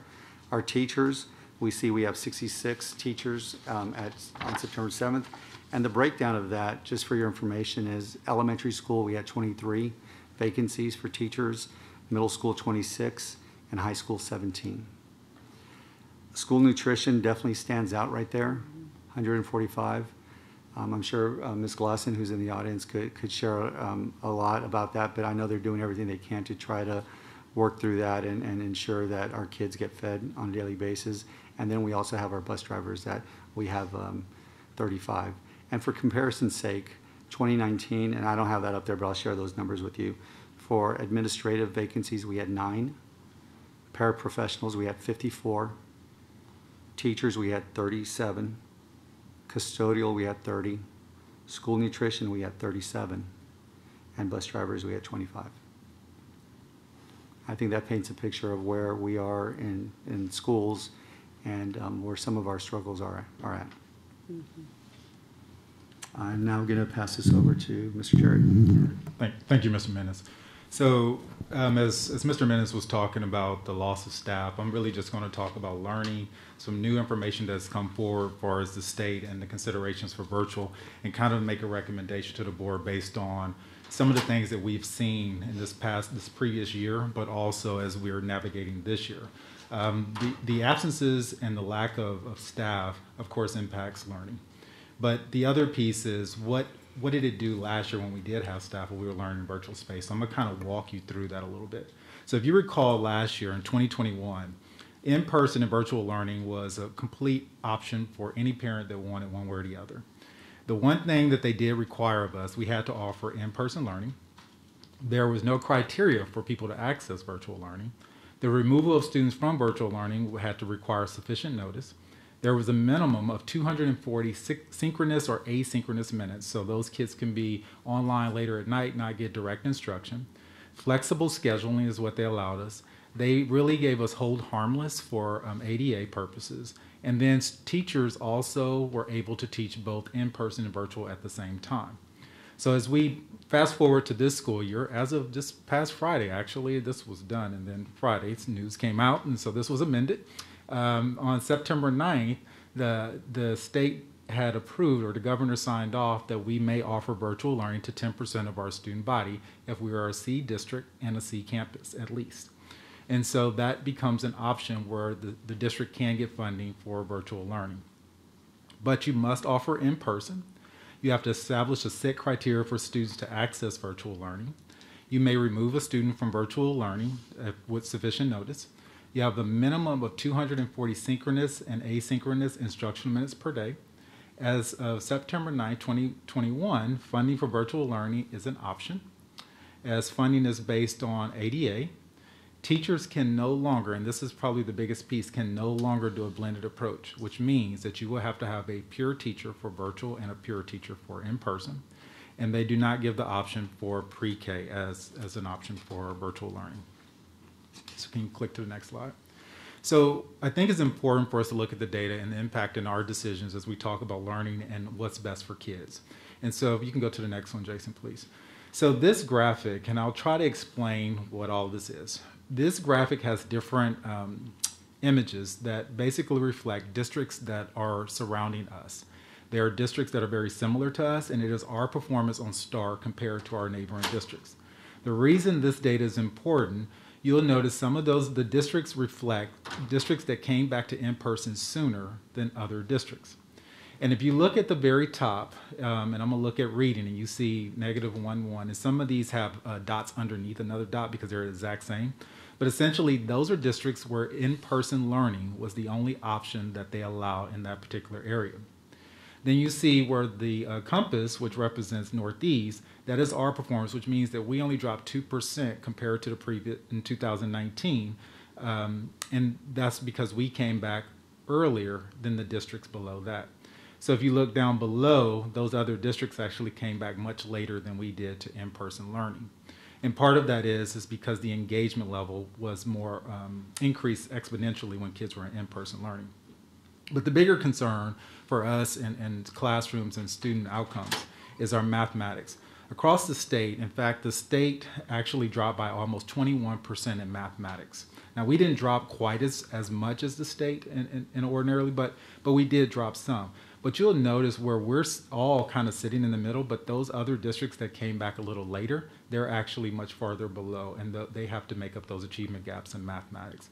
And so I thought this would give an image about the power of coming back and engaging with kids in person versus virtual. I'm not saying virtual learning is all bad. I'm just saying it's not all good. And we have to try to think about what is going to be best for the overall good of our kids long-term educationally. So this image right here, if you look, and I'm not going to go through each number, but the biggest thing I'll point out is that it's mostly red. That means that's a negative. In other words, traditional, meaning they're in person versus virtual. And you'll notice that the virtual had a decrease in just about every single area except about 5.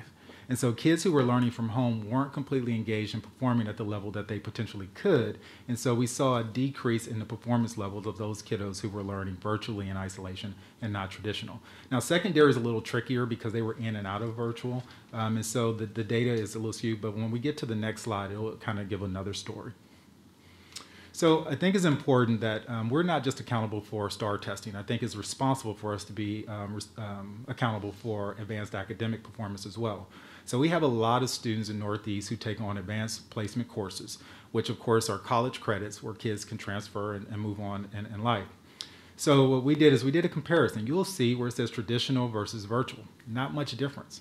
The high school kids seem, if you look at this, say, well, they performed about the same if they were virtual or in person. But if you go to the next slide, Jason.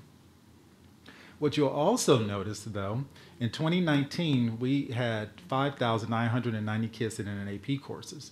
In 2020, 5,416. But in 2021, we dropped to 4,506. So kids opted out of some of the rigorous coursework they would take in a traditional school setting. We also saw a huge decrease in the number of exams that kids take. So the first one talks about people, the other talks about exams. So we went from 12,290 AP exams to 9,355. Our AP scores actually went from 3,000, the kids scoring 3 or better, and 3 or better is college credit. And so you'll notice that the kids dropped from 3,571 to 2,462. So we saw a 15% decrease in our most promising children that already were capable of taking advanced placement courses. Go to the next one. This is a reflection by campus. You will see a decrease in every single high school across the board in AP performance. So as we talk about how are we going to move forward, we have to think about what was the impact on virtual learning and student outcomes in the previous year. Go ahead and go. So this is just kind of a summary page of all the reasons why we're not recommending the expansion of virtual at this time, unless the board, of course, decides differently.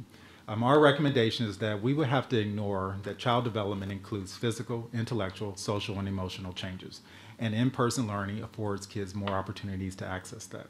We would have to shut down and completely rebuild the master schedule, because I'll call back to the idea that teachers have to teach either virtual or in person.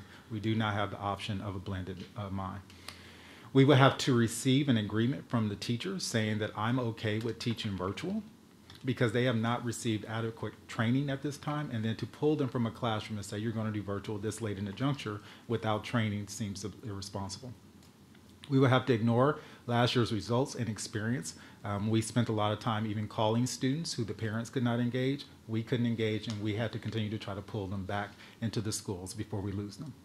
We'll have to pull our teachers and students away from the positive relationships they've already built with each other. We would find it very difficult to support secondary schools because, as you probably know, secondary has over 1,000 different course offerings that can operate at any given time because there are 7 courses during the school day. All of those operate in unison with each other. And you have to respect the credentials, because if you're not composite science, you can't teach but one. If you're life science, you can only do life science. If you're composite, you can do multiple. So then you have to do a certification check for each entire teacher to make sure they can do all of that. We have to increase class size for our in-person instruction if we do that, because we're pulling people and taking people away. We would need to hire a significant number of teachers to run both virtual and in-person. And as you saw, we're already short 60+ teachers, or I think that was the number. And then we would potentially increase teacher shortage in our district even further than it already is. We are no longer allowed a blended learning as established in Senate Bill 15. We may exacerbate the poor student performance in math, as we've seen in the data that I just shared with you. And the state actually has not released and won't complete all of their training and guidelines to the earliest of November 18. So although it was approved by the governor, we still have not gotten all the details, let alone the training for teachers to be able to teach in a virtual space. And many may think, well, you did it last year. The difference in last year is the accountability is here and is not going anywhere at this point in time. And so the preparation and getting kids prepared for those state assessments as well as AP exams require a little more intimate approach in how we provide instruction in all 3 levels. And with that, I will turn it over to Mr. Mitchell. Thank you, Mr. Jarrett. I just wanted to take a few minutes just to kind of remind you to go over and let you know that the same cleaning procedures we had in place last year are the same cleaning procedures we have in place this year. So, next slide, please. So these slides are just kind of show you this is what's being done at campuses on a daily basis. And just know that teachers and custodians alike are on the front line of cleaning and disinfecting the classrooms and the campuses to make sure that we provide a safe and clean learning environment, for all students. Okay. Part of that goes with hand sanitizer and soap being provided. So every day our custodians go through and they check the hand sanitizer stations and soap dispensers in the restrooms to make sure that they're full. And if they're not full, they go ahead and refill them. With water fountains, once again, the same standards are in place this year that were last year. We have several water fountains that we've made inoperable, just so that we could have spacing between them so that they're socially distanced when they're actually getting water. There's also disposable cups that are available, and students and faculty can bring their own water bottles, refillable water bottles, and fill them up throughout the day.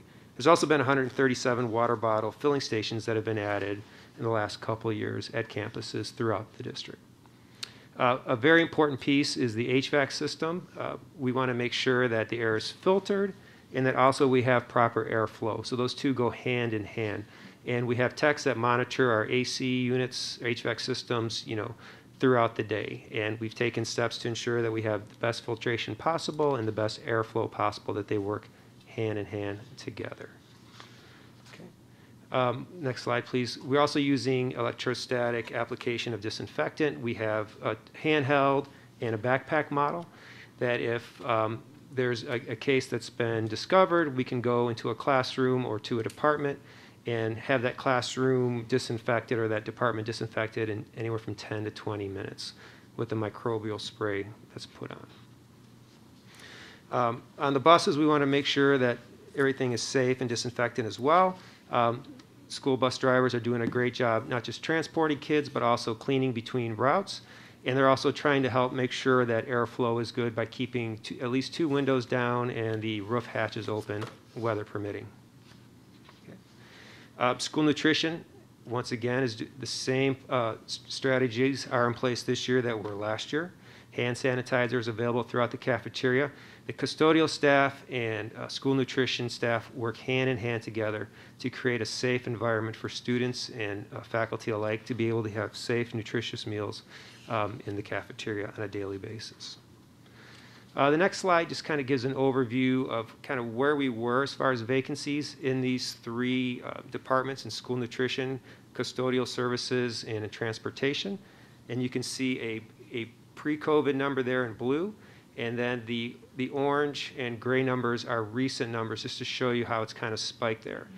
And really, I just want to say, kudos to, Barry Lanford, Sharon Glosson, and Jack DeForest, who can't be with us today, are doing just a great job, having the departments run efficient and effective, during these trying times of COVID and also of increased vacancies. And with that, I'd like to turn it over to Aubrey Chancellor.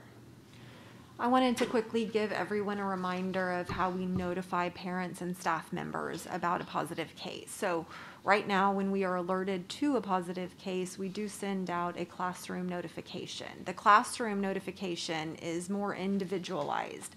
So it's our belief that it would be really more helpful so that a parent can decide whether they want to quarantine their child or not. A campus-wide notification may not do that because you may not know that you've ever even come into contact with that individual on the entire campus when we're talking about 500 students, 2,500 students, that sort of thing. The next slide here is just another reminder about who we notify when we are notified about a positive case. So we do report all of our positive cases, not only to Metro Health locally, but we also report to the state health department as well. We do post our district weekly numbers on our critical updates page. We make every single effort to try to do that every Monday, but obviously there are occasionally times that someone is out. There's an emergency situation in the web team, that sort of thing, and then that will be done on Tuesday morning. But we try very, very hard to do it every single Monday. And we've also added something because we heard from our community that perhaps the numbers for district-wide weren't really helpful to them when determining what was going on at their own campus. So now, starting last Tuesday, we've added another piece to our district website where we are actually reporting on a campus basis. We had heard that the state health department does keep those cases campus by campus, but sometimes they were delayed in their reporting and it wasn't helpful to our parents. So now we're also adding that every Monday, letting everyone know how many cases from that week we're going to be dealing with on each single campus. I think that is it for us, and we are all here to answer questions from anybody. Okay, I think I'm going to start maybe with Dr. Mitchell, since those are the most recent slides. Just a couple of questions when I was reviewing this after we got the presentation last week. On that air exchange that you're talking about, and it talks about, it's about 3 or 4 slides back. I'm sorry, I should have opened it on my deal. Yeah, the purging, where the outside air is then, it's set at maximum amount for our system, more fresh air, outside air is then filtered and cooled. Not that I have an issue with the cost on that, but is that a more expensive process? I really think it sounds safer, that's not what I'm saying, but it sounds more intensive and more costly. More costly than what?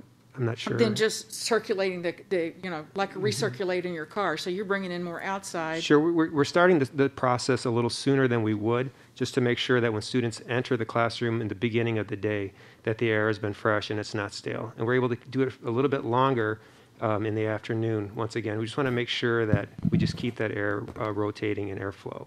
Ms. Huey, so Dr. Lanford, I see you shaking your head. Is it more costly? Come on up. I guess to help address that point is if it is this something that ESSER funds could be Yes. help with? Madam President, board, executive staff, Dr. Mitchell is exactly right. You know, it is more expensive, but we can mitigate those costs by what we're doing is when we start up a system, we stage it so everything doesn't come on at once. It's done gradually, and so that mitigates a lot of those costs. So yes, it is more costly to bring in outside air because on a day like, the entire month of August, September, and most of October, it's very, very warm, very humid. So trying to condition that warm, humid air is, that does cause a strain on the HVAC systems, but it is healthier to bring in that outside air. And, I think it's a great idea. I think I love it. I love that we're working so hard to keep that air clean. I think that's great. And it does work. That air exchange rate is so important because the more you can exchange air and the faster you can exchange air, according to ASHRAE, and which is the governing body that sets all the standards for HVAC systems in residential and commercial areas. The COVID virus is a very fragile virus, and so when you move it around rapidly, research has shown that it tends to kind of destruct within that system, and it becomes inert. Once that cell wall is broken, it becomes inert. That's so good to hear. it either gets trapped in the filter or it disintegrates within the HVAC system somewhere. Okay, and then to follow up with that, there's a politician. Can I answer your question? Because I do not believe we can use ESSER to pay for utilities. Correct, Mr. Villarreal? Okay, there's the answer to your question. Even though it was specifically correct, it is created utilities. because of Correct. COVID. Okay. Yep. That's kind of where I wanted to go with that. All right. There's a politician that's been recently pushing his business of air filters that go in classrooms or maybe office buildings or something like that. Is that something that's feasible, doable, usable, good, bad? It's apparently. It's I guess like the kind you have at home. A standalone HEPA filter. Yeah. Yes, I think that's what it is. That is feasible. And is it necessary though, with all of these steps that we're already doing? It's just another. It's another step that we could take. And that's one of the options that we've looked at. We already employ those right now in classrooms with students with special needs. We have HEPA filters installed in the ALE classrooms and the ECSE classrooms as an extra precaution because those students do have, challenges with the masks and other issues like that. So we did purchase HEPA filters, standalone filters that are hospital grade. And, they have a 5-year prorated filter warranty. And at the end of those 5 years, we can either change the filters out or, we can, do something else with them at that point. So, It's great to hear that we're taking care of these medically fragile children, so I appreciate that. yes, ma'am. My next question for Dr. Mitchell is, it's the next slide actually, I think, and it's on the buses. Some of the issues that we've been hearing from parents is that the overcrowding on the buses and that they're hot. And I'm assuming that it's because of the windows and the hatches being left open. So how are we going to be able?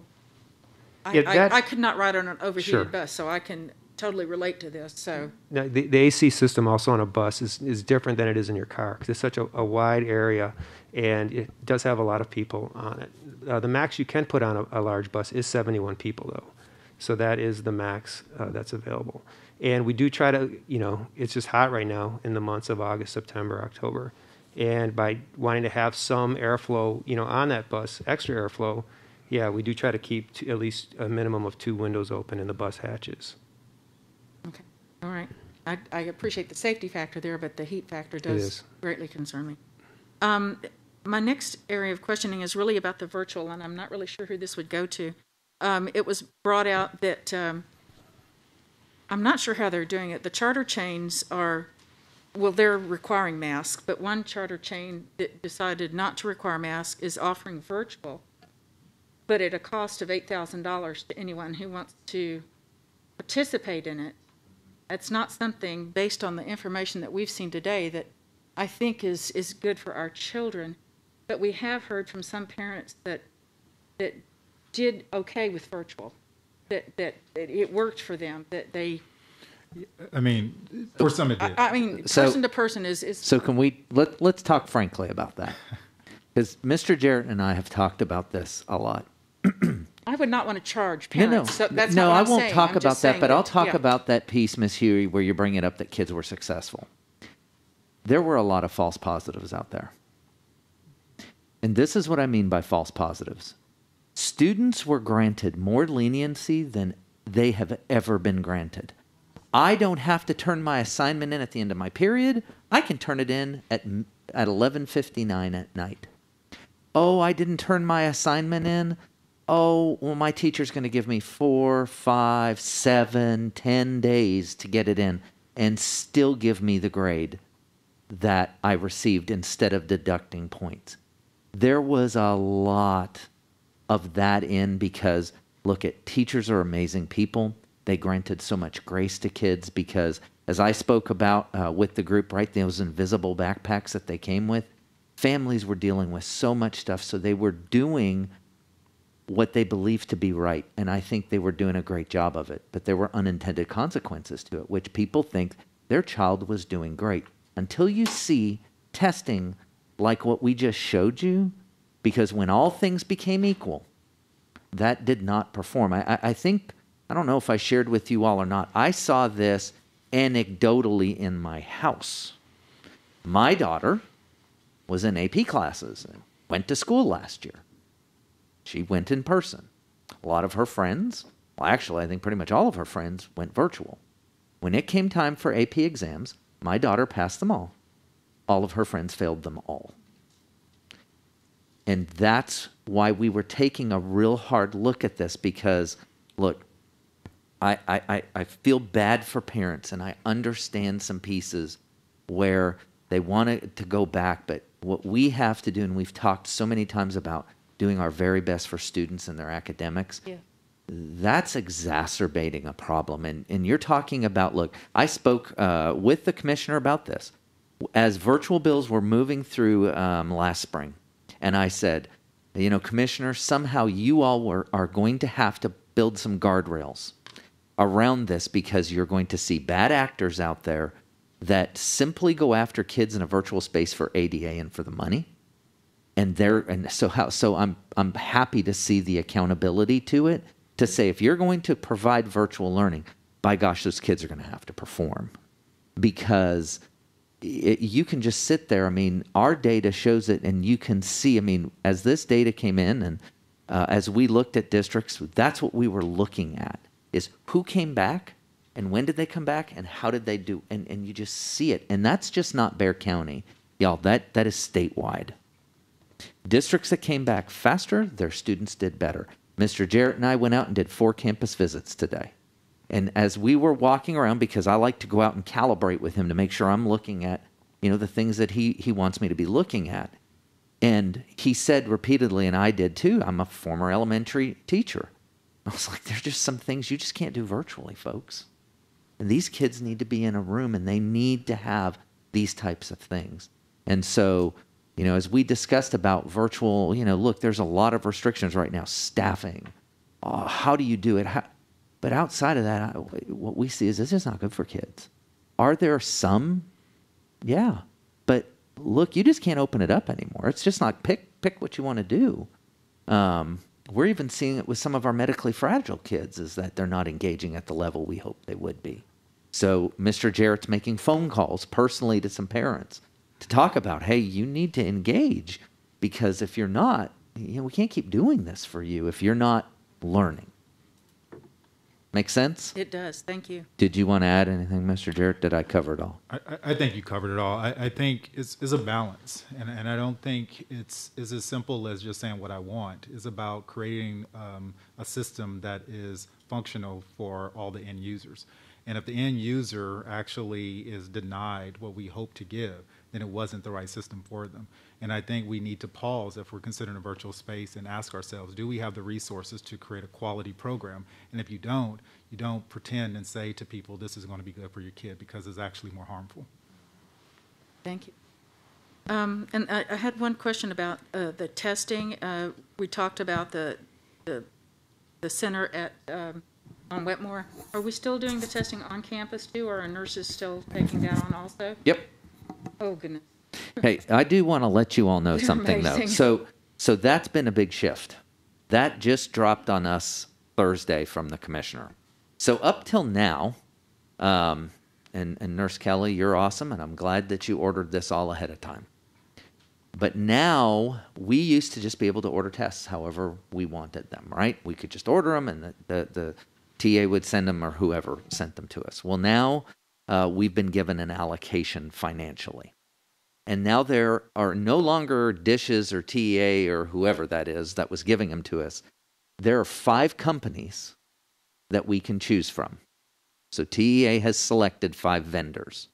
And so it's this like a metrics that says, okay, do you want them to provide staff to help you test? Yes. What kind of testing do you want to do? Do you want to do rapid? And which type of rapid? Or do you want to do PCR? And do you want to do pooling? Okay, y'all, it's $80 a PCR test. So let me do the math for this. So we looked, because there's a giant spreadsheet, all the districts across the state. Here's your allocation of these federal dollars for testing. And we got $6.4 million, which, at first blush, I was like, wow, that's a lot. I talked to Dan. We were like, golly. Y'all, if we did like some of these districts that have, and I heard Dr. Barton talk about, screening kids. If we tested, granted, parents would have to opt into it, right? But if every one of our elementary-aged kids opted into weekly PCR testing, we would be able to do it for 3 weeks for that allocation. Is that correct, Mr. Villarreal? Mm-hmm. 3 weeks. So that's not doable. All right. So now we have this added piece of how to figure this out. Now, Nurse Kelly was great and ordered a whole bunch of them right before this change. So we are well stocked right now over at the testing site. And I had one other question, and that's on ADA. And it's not so much a question as just an observation. When we're talking about ADA, we're talking about dollars and children and things like that. And I think it's really important to understand that the dollar that follows the child is not what's important. It's what the child is their attendance in class is the vital part of it. But having said that, I think it's important when we talk about a budget shortfall because of a lack of ADA, if we can take it to, okay, that means we're going to lose this many teachers because 85% of our budget is people. So that means we're going to be losing this many teachers or this many custodians or this many this. It's not about so much that a child brings in the dollars, it's that it affects every single thing in that child's world when it comes to school. So I don't know how we could show it. I see the 23.9 million lost, but when we consider what that means in the classroom, boy, that's painful. Yeah, but it's not just classroom. Exactly. It's everything. It's everything. Right. It's programming. It's and so something that wasn't mentioned this, and I think so. You know, I've been talking with colleagues across the state. This isn't unique to us. All right, this staffing, loss of enrollment, low ADA. I mean, there was a district the other day on the TA call that has an 84% ADA right now. There are some smaller rural districts that are down 8% in enrollment. I mean, it is a system-wide issue.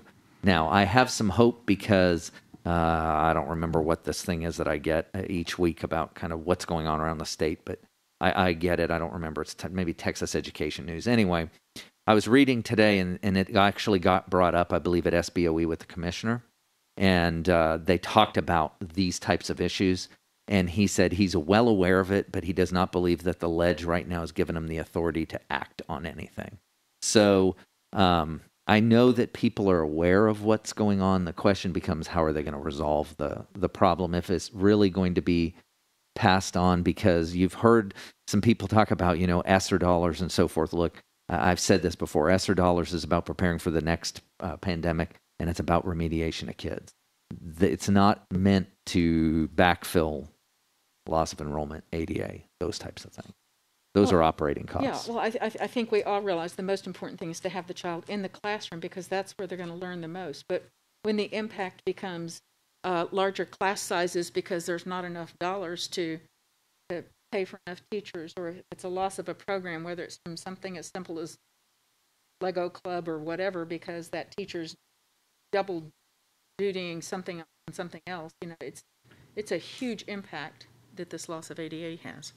So, okay, thank y'all so much for all of this. Was a great presentation. Thank you. Good evening. I have a few questions. My first, we struggled with substitutes last school year. A lot of our substitutes are teachers that have retired, they're elderly, members of our community, and so they felt that they were compromised, and we're just a little scared to come back in the classroom. Do we know why our numbers are worse? Are we asking why, substitutes that were here last year are no longer able or willing to substitute? Yeah, and Ms. Winkley, one of the things that I was going to say is we currently have about 1,200 active substitutes, and that's only about 150 less than what we typically do. The problem comes just what you said. Phone calls are made, but they're not picking up. And we've had times when we've called several hundred over in a day to try to get someone to come in, and the phones just aren't answered because the way their system works can tell whether the phone was picked up or not. They're just not answered. And we haven't gone in depth with finding out exactly, but anecdotally we have heard that folks are scared, or they just, right now, they just want to wait and see. And that's kind of what's happening right now. Miss Winkley, I'll just give you one case, so you can't generalize it, right? But Correct. I was visiting with a husband of one of our substitutes this weekend, and the husband said to me, my wife gets several calls a day. And I said, for subbing, and I said, okay. And I said, so she's not picking up? He goes, look, we're not going to risk that. And there it is.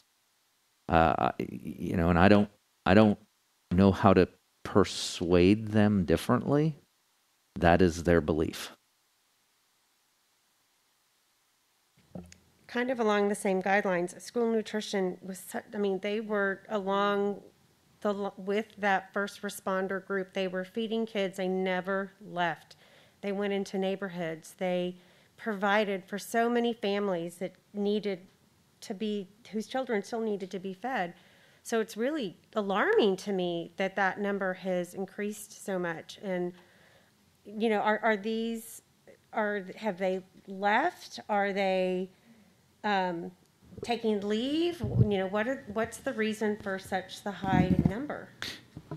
Ms. Glosson, do you want to address that? I mean, Ms. Glosson and I spoke, and she said, Dr. Mike, I know you don't want to hear this, but it's pay.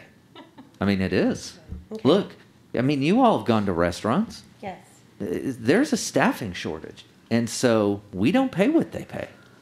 That's correct. And it's also that during COVID, when they were doing all of these community service projects, we did stop hiring for school nutrition workers because our participation was so much lower than during a normal school year. And to be, you know, financially wise, we really scaled back on hiring. And so we were already knowing we were going to go into the school year with a big challenge to find more staff than we would normally need to restaff. And so coupled with the intense competition for these food service workers with restaurants and other school districts. And then we also have to keep in mind that our workers a lot of them are moms. And so some of them did quit to stay home with their children during virtual learning, and they just haven't returned back to the workforce. Thank you so much. While you're there, can I piggyback on that for just a minute? Yeah, and go then I'll ahead. come back to you. So are we seeing any kind of, is it taking longer, I guess, to feed our kids? Are we having to extend lunch times to make sure everybody's fed and has time to eat? I mean, are we seeing an impact of, and I don't know if it's, you know, I'm guessing it's across the board and not certain pockets of campuses, but what kind of impact are we seeing to feeding kids? So we have seen that we have the same problem across all of our clusters. It's not just in one area of the district, but we have had to decrease services in order to feed kids with 150 less employees. And so what that looks like to a campus is less serving lines are open. So at an elementary where maybe you have 2 serving lines, they're only using 1 serving line. And it does take more time to get all of the students through one line. But our principals have been working diligently on their schedules to try to accommodate those changes. And at our high schools where we used to have 7 serving lines open, now we have 4 serving lines open. And so it has been definitely a challenge, and it's something that we're feeling. Our workers that have stayed with us are feeling the struggle and the burden of trying to do the work of all of the employees. And we are feeding more students this year because it is free for all students, and so it's really a double challenge. It's a double challenge. Plus And the Mrs. issue of Grona, individualizing everything too. Yes. Also, Mrs. Glosson and her staff are going out every day, and they're working at the high school campuses, and that's able to cover 15 vacancies. But that's on top of their full-time duties that they're taking that on. Wow. Do we need to look at a So, financial incentive here? For cafeteria workers. For the cafeteria workers? I actually asked Dr. Mitchell to meet with Dr. Lanford, Ms. Glosson, Mr. DeForest to talk and look about. So as you all know, in ESSER, we did put some money in there for incentivizing employees and things. So they met last week, and I have not yet sat down with them to review what their recommendations are, but that is exactly what we talked about looking at is, are there ways to incentivize some folks to come in? Well, and what about PTA volunteers? Could they come in or no, and help in cafeteria stuff? I'm looking at Ms. Glosson. I know you got so many rules around those cafeterias. Like Well, you I'm just can't thinking walk in. there might be, okay. Yeah, you just can't walk in. I know they're just because it's a federal funded program. That you got to follow all sorts of those scoop sizes, and I don't know. Because I always get in trouble on feeding day from your staff that I give too much. They're so Am I right though? Yes, but there may be some duties that out in the cafeteria itself with helping the kids during mealtime that Okay. they may welcome volunteers. Okay. So it'd be a more campus thing. Yeah. You know, that's a great point. The PTA neighborhood school has put out calls for volunteers in the cafeteria for moms to come in to help with the Opening little stuff. ones opening their milk Mhm. and getting settled and everything else. So maybe if we can hook up with PTA there to talk with those volunteers. I'm sorry, I It's interrupted. great. That's okay. That's okay. I you know, the Sandy, to speak to what you were saying, not just the loss of funding, because funding, of course, creates, that's how our schools run, but to close the gap. How do you close the gap when your school is closed? It does not help close the gap. Because if schools close, we do not have a virtual option. So school is just done for the week or for the few days that a campus may have to close because of staffing. So you go home with a packet and there's virtual tutoring, but now you have 60,000 students trying to get on virtual tutoring. So. But Ms. Winkley, it's not just those loss of instruction to kids. It's the loss for those parents that now have to stay home with their child. I mean, that's why I'm saying, like, truly, the last resort is to close that building.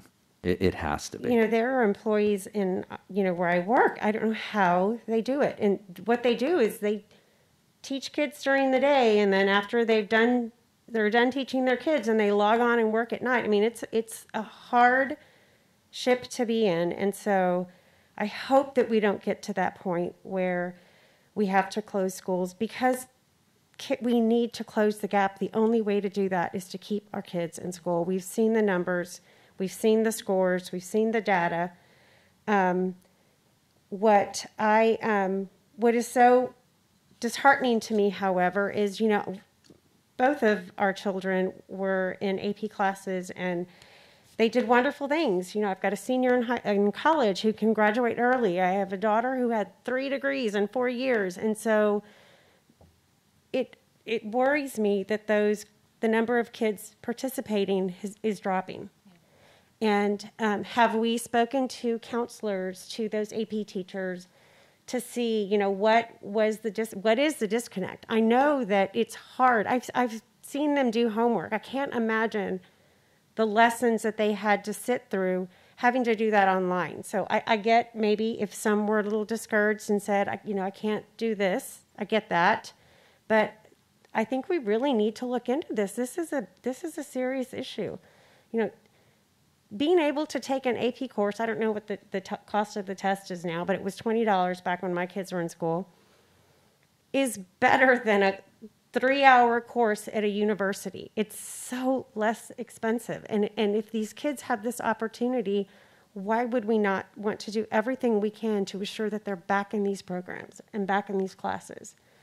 Have you spoken to counselors? Have you spoken to... Well, I mean, this year our kids are back in school. And so our teachers are working extremely hard right now to try to reacclimate kiddos back into the campus life. Your question about, why and what happened with the kiddos, I think when you're at home, there's an increase of apathy. And once you have an increase of apathy, it's not because you lack a desire, it's the distractors that's around you.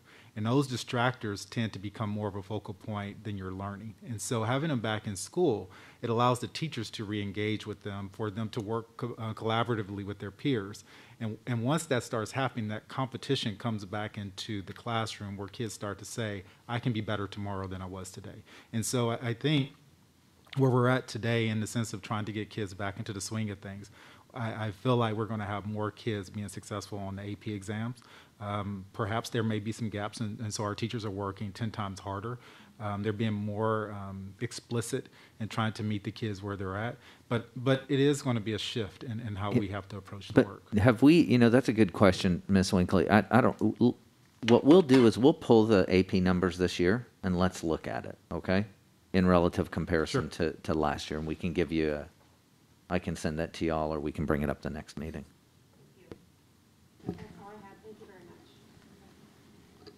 And actually, segueing to that, Ms. Winkley, I had a kind of a follow-up related to that, and I know the virtual seems to be something that was a roadblock with the testing and AP exams.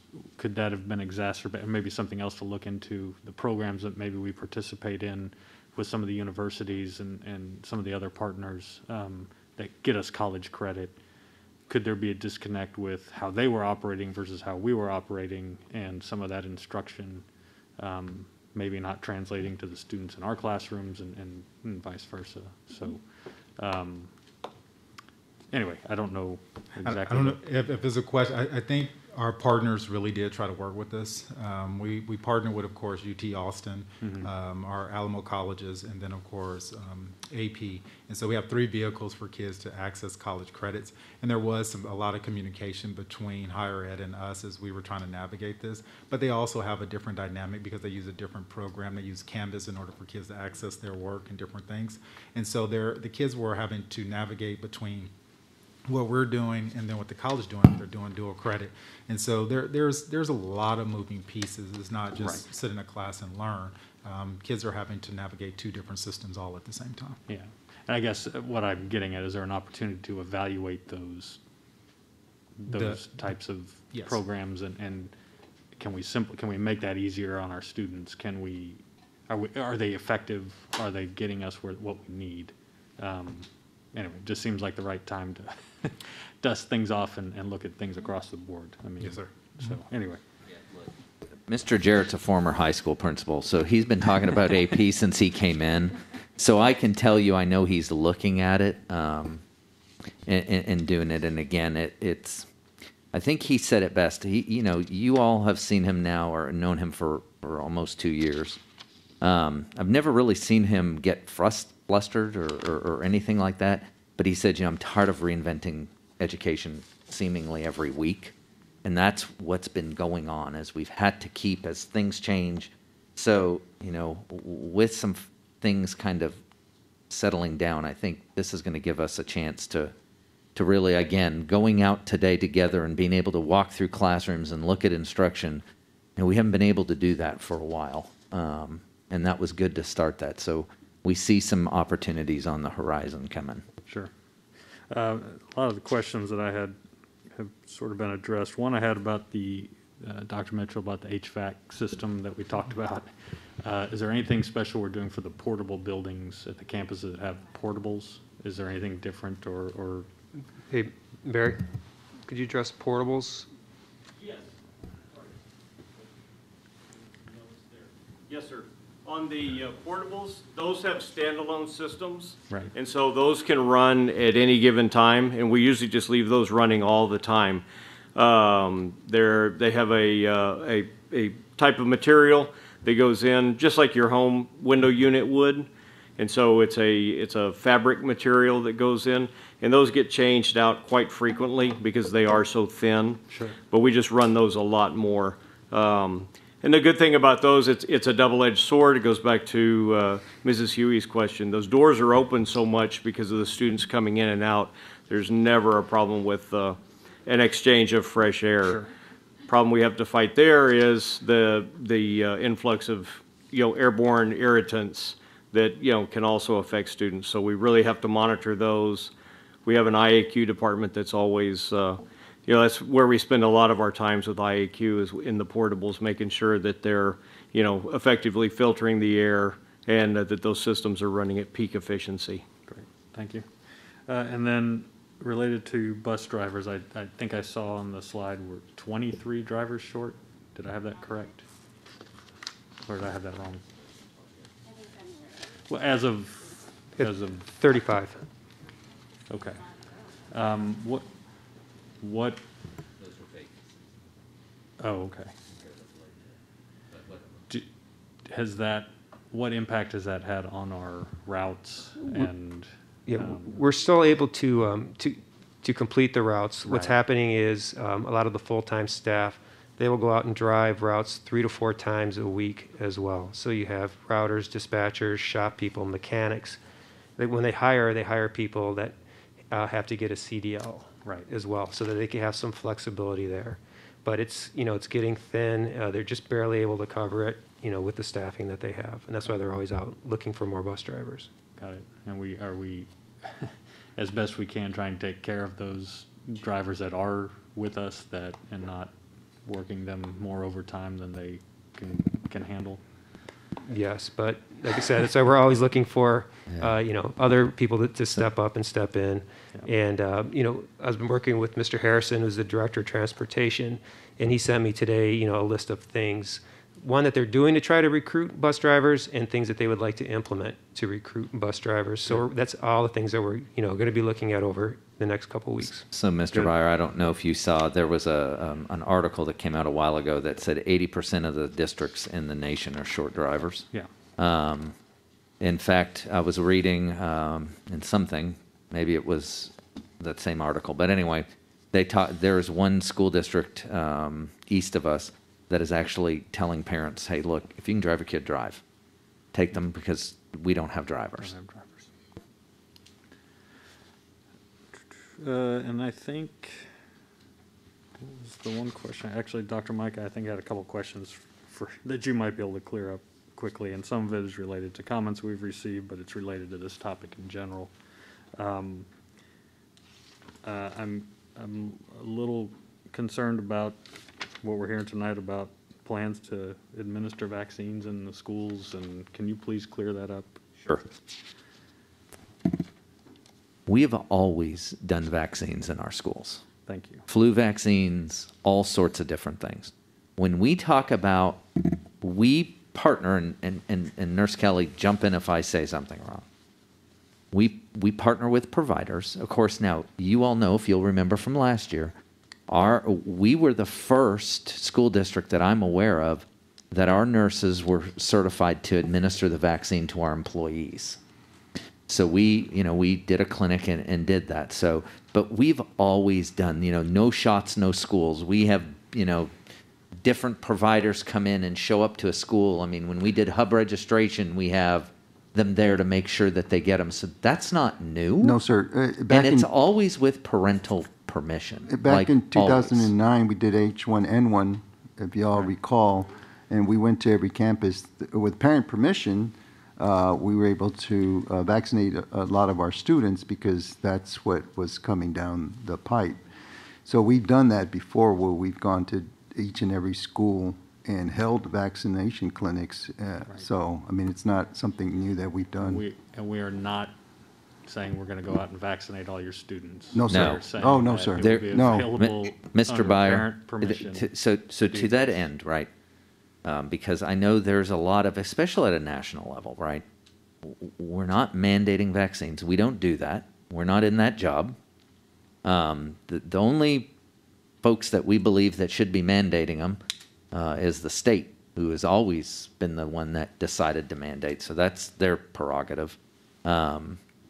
And so, no, we're not mandating anything. Employees included, by the way. And a couple other just things that I want to make sure are clear to people. Can you clear up the hospitalization issue that has come up about reporting the hospitalizations and HIPAA violations and that kind of thing? Sure. I think between the vaccines, this, and the next thing I'm going to get to, things are getting twisted around out in the community, and I want to make sure it's recorded here. Sure. So we have no idea how many of our children have been hospitalized. And I was going to say this as they were presenting earlier.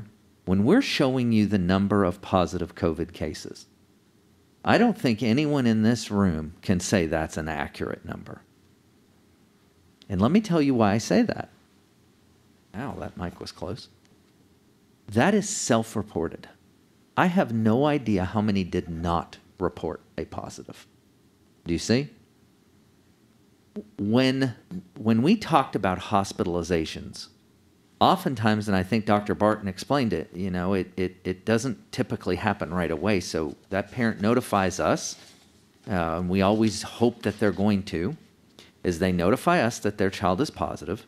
And normally, if they're going to get hospitalized, it's later in the cycle. We have never followed up with a parent, that I'm aware of anyway, that said, can you tell us the scope of treatment that your child went through? Was your child hospitalized? We don't do that. So there's simply, we don't know what that number is.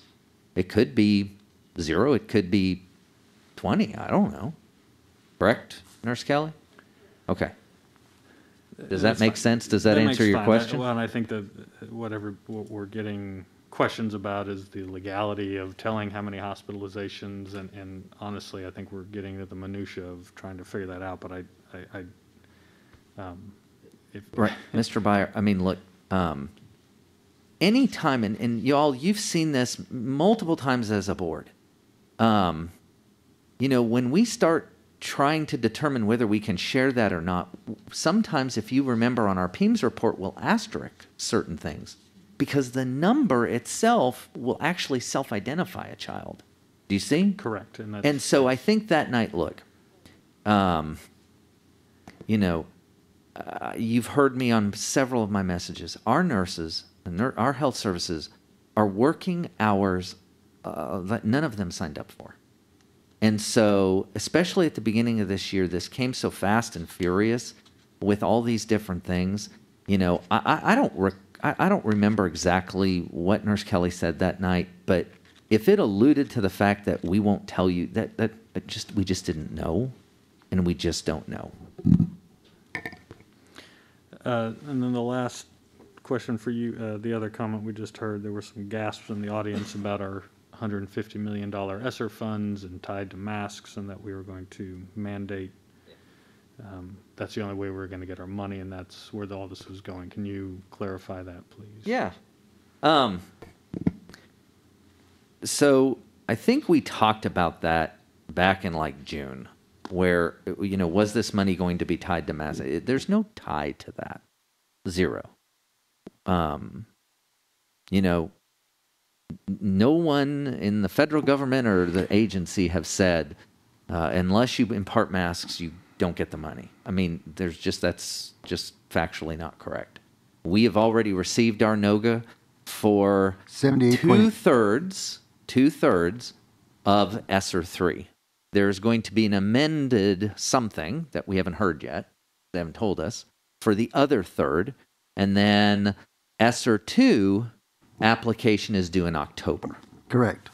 So, but none of that is tied to masks.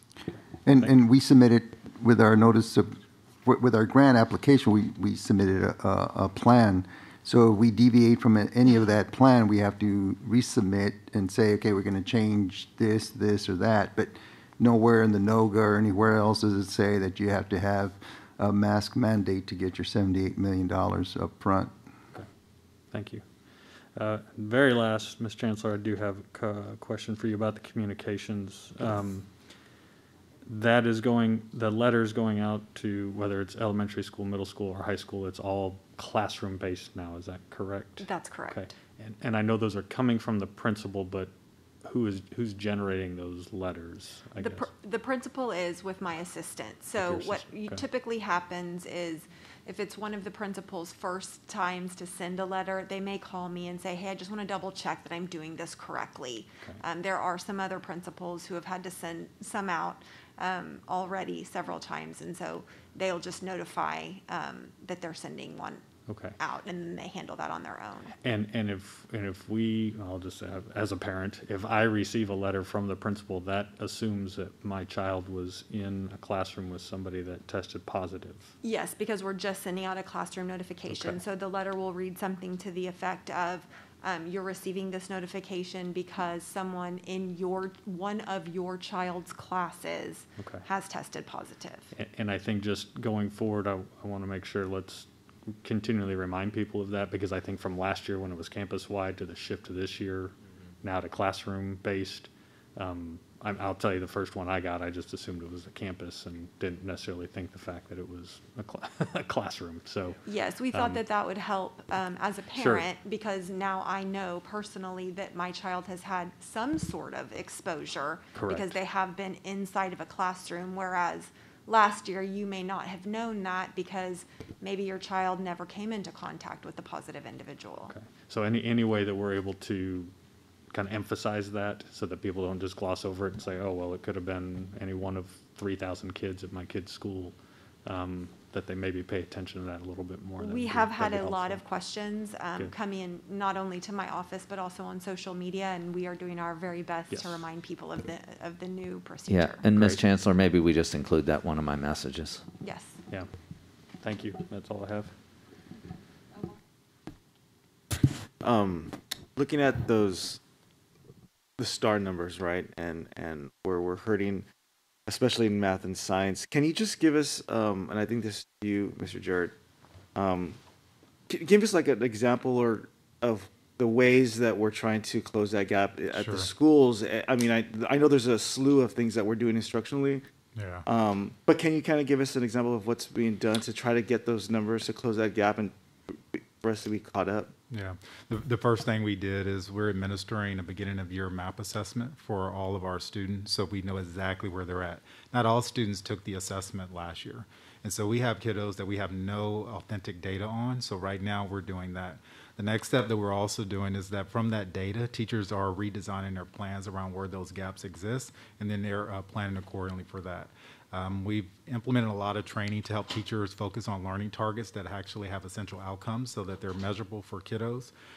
Teachers are making common assessments so that way when they collaborate with their fellow teachers, they can talk about how did you do, how did you do, how did you do? And so if there's a practice that is more effective than another practice, they're able to use that in the classroom to reteach an essential concept. We just launched today, actually, I believe, virtual tutoring after hours. So from 6 to 8, we're going to have people online. So if kids have questions about their assignments, they can also get assistance with that. We have launched remote conferencing for when students are quarantined, that they can access tutors and support during the school day. And then, of course, we have our virtual bridge for our immunocompromised because some of those kids can't come to school at all. So there's a lot of work that's being done that's very targeted. And so it's an organism. I mean, it's always constantly evolving to try to meet the kids where they're at, and our kids are coming with substantial gaps. We have kids who are coming with fine motor skill, lack of development in fine motor skills, where they can't even hold a pen in their hand and be able to write because they've been on a computer for an entire year and a half. We have kinder students who are sitting in second grade right now, and they've never stepped foot into a school until this year.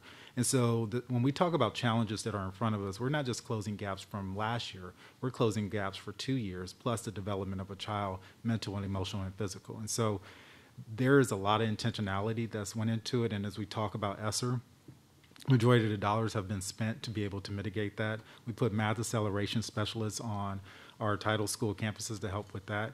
We've implemented small group instruction. The state also released House Bill 4545, which requires that they have 30 hours of additional support outside the school day. We've explained to our teachers you cannot pull kids out of first-time instruction for supplemental support. I mean, I can go on, but essentially we have put a lot of things in place that has created a system of support and not just one thing. Thank you so much. Thank you for all the presentation. Well, just a comment, and it's focused to you, Mr. Jarrett, but really the entire staff. And it's really a thanks informing the board for all looking at all the data, and you're focusing on the academics. That's what we do, right? Academics is the primary, but then it's also all that background support because we want to get the student, not you just mentioned not academically, but also all those other wraparound skills. As we're bringing our schools and communities back together, obviously this is an ever-changing landscape, and every couple of weeks there's new information, new data, new laws, but it's important. I think there's a lot of thanks, a lot of countless hours that everybody across the staff is doing that we get to represent as the trustees for the community. So really just an opportunity to say thanks because in the days is getting those students and their learning, whether it's the AP or just starting out in pre-K, that we get them those skills they need to achieve whatever academics potential they have. So thank you all is really all I want to say. Thank you, Madam President. Sure. All right. Anybody have anything else? Okay, thank you for that very detailed present. Yeah. So, can I just be clear about something? Y'all, that means we're not doing virtual learning unless you decide differently. I want to make that real clear. Our recommendation is not. Now, could that change next year because this is for a couple of years? Yes. But trying to pivot right now with all of the challenges is just not, I just want to make that clear to everyone. If you all want it, let us know. I do have a follow-up question to that. But that does not have anything to do with our students who are compromised, who are receiving education outside Correct. of that. We're going to keep doing that piece for that group of students. This is about an expansion based on Senate Bill 15 that they really don't even have the rules for yet. Specific to that. Correct. Thank you. Okay? Okay. Now can I say thank you? Yes, I'm done. Thank you. I just want to make sure we're clear. All right. Thank you again. Thank you. All right. Item B, Board Policy 1, possible action regarding board policies FDA and FDB local inter-district and intra-district transfers, second and final reading. Mr. Jimenez. Thank you, President Grona, members of the board, Dr. Micah, executive staff, and guests. This is second reading, and Christy Wilbur, Executive Director for Pupil Personnel, and I are available for any questions that y'all may have.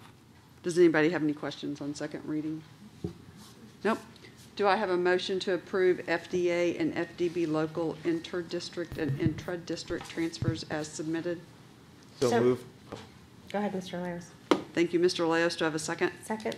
Thank you, Mrs. Winkley. All those in favor say aye. Aye. Aye. Opposed? The motion carries. Item C, Instruction and Campus Administration. 1, possible action regarding 2021-2022 seventh grade reading instrument waiver. Mr. Jarrett. Thank you, President Grona, Dr. Micah, board members, executive staff, and guests. I would like to ask Dr. Diaz to come forward to address this agenda item. Good evening, everyone. This is something that we have to ask for every year. So in 2018, we adopted MAP as our screener because we felt it was a more rigorous screener than what the state had put out on the commissioner's list of recommended reading screeners. We are required by Texas Education Code to screen students in 7th grade who have not been successful on Reading Star in 6th grade. And this request is just to ask that we are able to use MAP as our screener instead of one of the ones from the list of the commissioner's recommendations. Mostly this is because we believe that this test is better because it's a nationally normed reference exam, and most of the other ones on this list are pencil and paper, and it requires a lot of work on teachers. So we are asking to be able to use MAP as our reading screener. Okay. Does anybody have any questions regarding this? Yes, ma'am. I just have one question.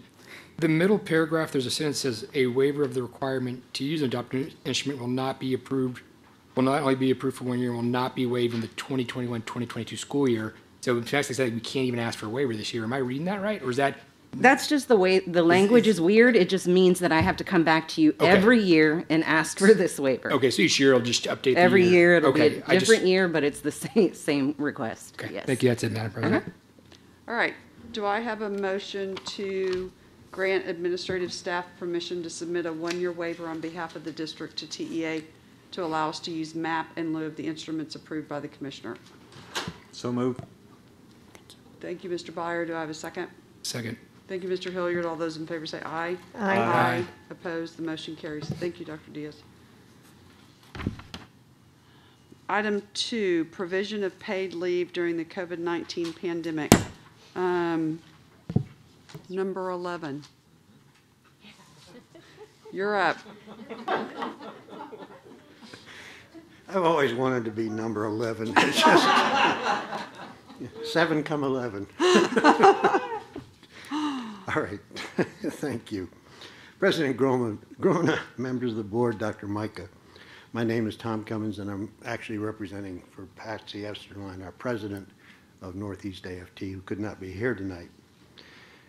We've spoken to you regarding the need for reinstating the 10 COVID-related days for leave, which we had last year. Our members are glad to see what is on the agenda tonight, but we don't feel it meets all our needs. First, no employee should be required to use state and local leave days due to COVID-related issues. The COVID leave policy should provide for up to a 10-day leave for both those who test positive as well as those who might be quarantined for any COVID-related reason. Second, 5 days is insufficient for many who test positive for COVID. Third, if an employee has to use personal leave days for COVID, will some employees take chances and not report an exposure to avoid being docked those days?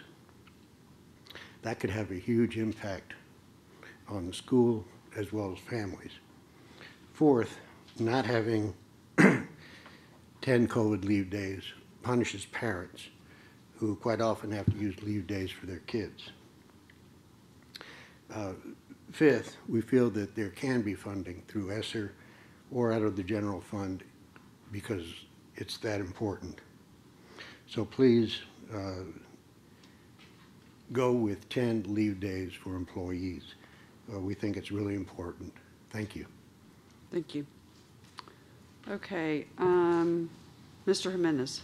Thank you, President Grona. I'm going to invite Shiloh Witten, Executive Director for Human Resources, to address this agenda item. Good evening, Madam President, board members, Dr. Micah, executive staff, and guests. The COVID-19 pandemic continues to impact our student and staff, and as a result, district employees who test positive for COVID-19 will be instructed not to report to work as part of the district's safety plan to mitigate spread of the illness and to keep schools open for the benefit of students. Therefore, this evening, we bring to you a resolution proposing to provide all regular employees, contractual and non-contractual, salaried and non-salaried, who test positive for COVID-19 and are required to quarantine up to a maximum of 5 days of paid leave, beginning the first day of the employee's 2021-2022 work schedule through December 31st, 2021. Providing this additional leave to employees who are instructed not to report to work for this reason serves public purposes of protecting students and staff, maintaining morale, and reducing turnover. The district further recommends allowing an employee to use more than 3 consecutive days of the employee's own discretionary personal leave if an employee's child is required to quarantine due to a COVID-19 related reason and the employee does not have available child care. This is because the district's policy DEC local limits the use of discretionary leave. Employees who are symptomatic or deemed close contact are advised to seek guidance from their medical provider or the health services department and will be required to utilize their own available leave in accordance with existing board policy if they do not report to work for these reasons. Before the board takes action this evening regarding this resolution, I'm available to answer any questions you may have. Okay. Does any you have questions? I do. Okay. So can you explain why it's 5 days through December 31st? So we've seen when we looked at what other districts were offering, there's various days that districts are proposing. And some are using the contingency of whether employees are vaccinated or not, and the district is not going to begin to ask those questions of an employee to determine whether they would qualify for this type of leave. When an employee is to self-report, they are given guidance through the health services department. Depending on what their circumstances are, then they will be advised whether they have to quarantine for a particular number of days or not, whether they'll have to come back and test or, again, go get a PCR test, for example.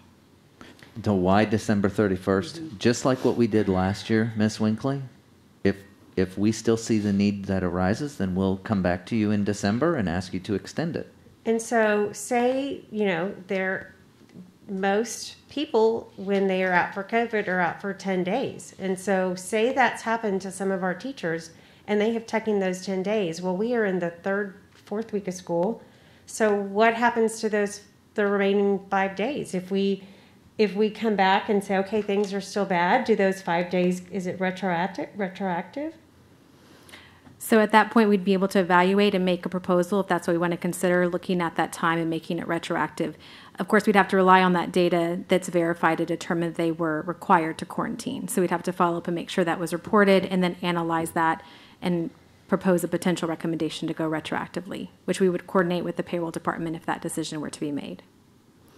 For those employees that will be out for the 10 days, if they qualify, employees are provided every year up to 10 days of leave, so they'd be able to use leave if they have it available to cover the remaining 10 days, the remaining 5 days that initially were not proposed. I just worry, this is some people, and we had the doctor here today, they get long vid, and so they may be back in 10 days, but then they still have lasting effects and effects that may not show up until weeks later and then have to come back in. I worry that they're starting in the negative and we're not even out of the first full month of school. I understand. Ms. Winkley, though, look, again, and Ms. Witten said this, the max amount of days that anybody's giving is 10. What we see across is that the 10th The extra 5 are contingent upon a vaccine. So you tell me if you're vaccinated, then I'll give you the 5 extra days. We're not going to do that. And I We are respect just that. simply I do not respect going that. to do that because, as we have seen over, to me and what I've sought counsel about, that is the essence of a vaccine passport. We are making it contingent upon something. If we see a need, if this really starts to get out of hand, then we're going to come back to you all with something different. Right now, again, we've never granted leave days for anything before. And what this language down here, this budgetary consideration that I need to explain to you all is, look, this district has a policy, Dan, chime in if you need to, but that if you've worked 10 consecutive years in the district and when you leave, that doesn't mean you retire, that means you've left the district, we pay you for those unused days. Correct. At a cost of what per day? I don't For the remember. first 80 days, it's $65, and after that, it's $75 per day. Before 2005, it was $45 and $35. Right. So as you can see, it's really hard to you start giving those things. That, people talk about using ESSER dollars. Well, ESSER dollars may not be here in 7 years if this kicks in. Do you see? So we're going to start putting another budgetary confinement on future years. Because let's say Miss Chancellor, I don't remember how many years you've worked, but let's say she sticks around another 7 years and she says, you know what, I've gotten this great offer in another school district and I'm going to leave. Well, we come to her and we say, well, we gave you 5 days of COVID leave, so now you didn't have to use your own leave, which meant you got to bank those 5 days. Now we're going to pay her $65 a day. So multiply that out by 8,500 employees. Now that's a worst case scenario, right? But we've got to find some balance in this. Try to find something in there that's taking care of our employees, but is also fiscally sound. I mean, you just saw the presentation about the numbers. I know. Like, I hate, and look, I just want to say, I hate when we have to talk about dollars. It just doesn't, Dan enjoys it, but because look, we're in the people business, whether they're little people or big people, but we can't do, to your point, Miss Huey, we can't do things without the dollar. There is not a magical chest here that we can just reach into. So we have to find some balance in it. And, we give, as Miss Witten said, we give them 10 days every year. So you're starting out, you're getting 10 days. Now, granted, you got to work those days. By the end, you're going to have them. Yes. So in essence, by this, we're giving them 50% more than what they have in a given year. And hopefully, and what we've tried to do, and we've worked with our health services, that if there is a potential exposure, to make sure that there's a testing regime in there so that they can keep working unless they're symptomatic. So we're trying to do things because, look, I don't want them home all the time. We need them working. Our kids need them working, more importantly. So we got to find a balance in all of it. And that's kind of where we've all settled is 5 days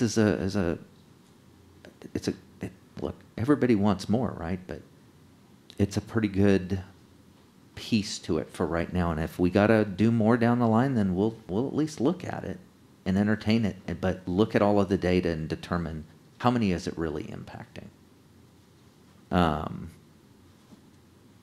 I appreciate and I understand the fiscal part of it because we are here to be fiscal sound. That is our responsibility as well.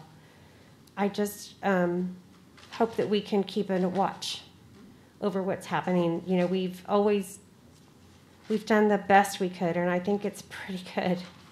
And so I just ask that we continue to do that. And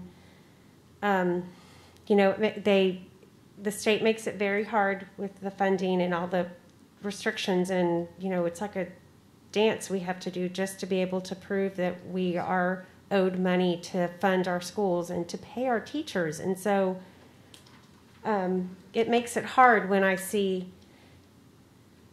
that we can't give them everything. I know that's impossible, but they work very hard, and they have worked very hard this last 2 years. It has been, it's like you said, they're building the ship as we're sailing, or maybe that's the wrong acronym, flying. Thank you very much. Filling the vessel as we're flying, and that's exactly what we're doing. And so, I just want us to be aware. Ms. And to keep Winkley, looking. yeah, we did it all last year. If you'll recall, we the federal government quit funding COVID leave. I think it was in December, Yes, right? correct. And then we Yes. extended it, and then we extended it again, and then we just said, you know what? There's no need for it anymore because we were watching the numbers. We will watch our numbers, and if we start to see a problem or an issue arise, then we're going to bring it to you all and say, here's what we're seeing. Here's our recommendation now. That's why, yes, there are breakthrough cases, but when you look, it's really not, it does help to be vaccinated, which is why we did everything we could to try to help those that wish to have it get vaccinated, right? It's to do everything to try to keep yourself healthy and going. Thank you. Thank you very much.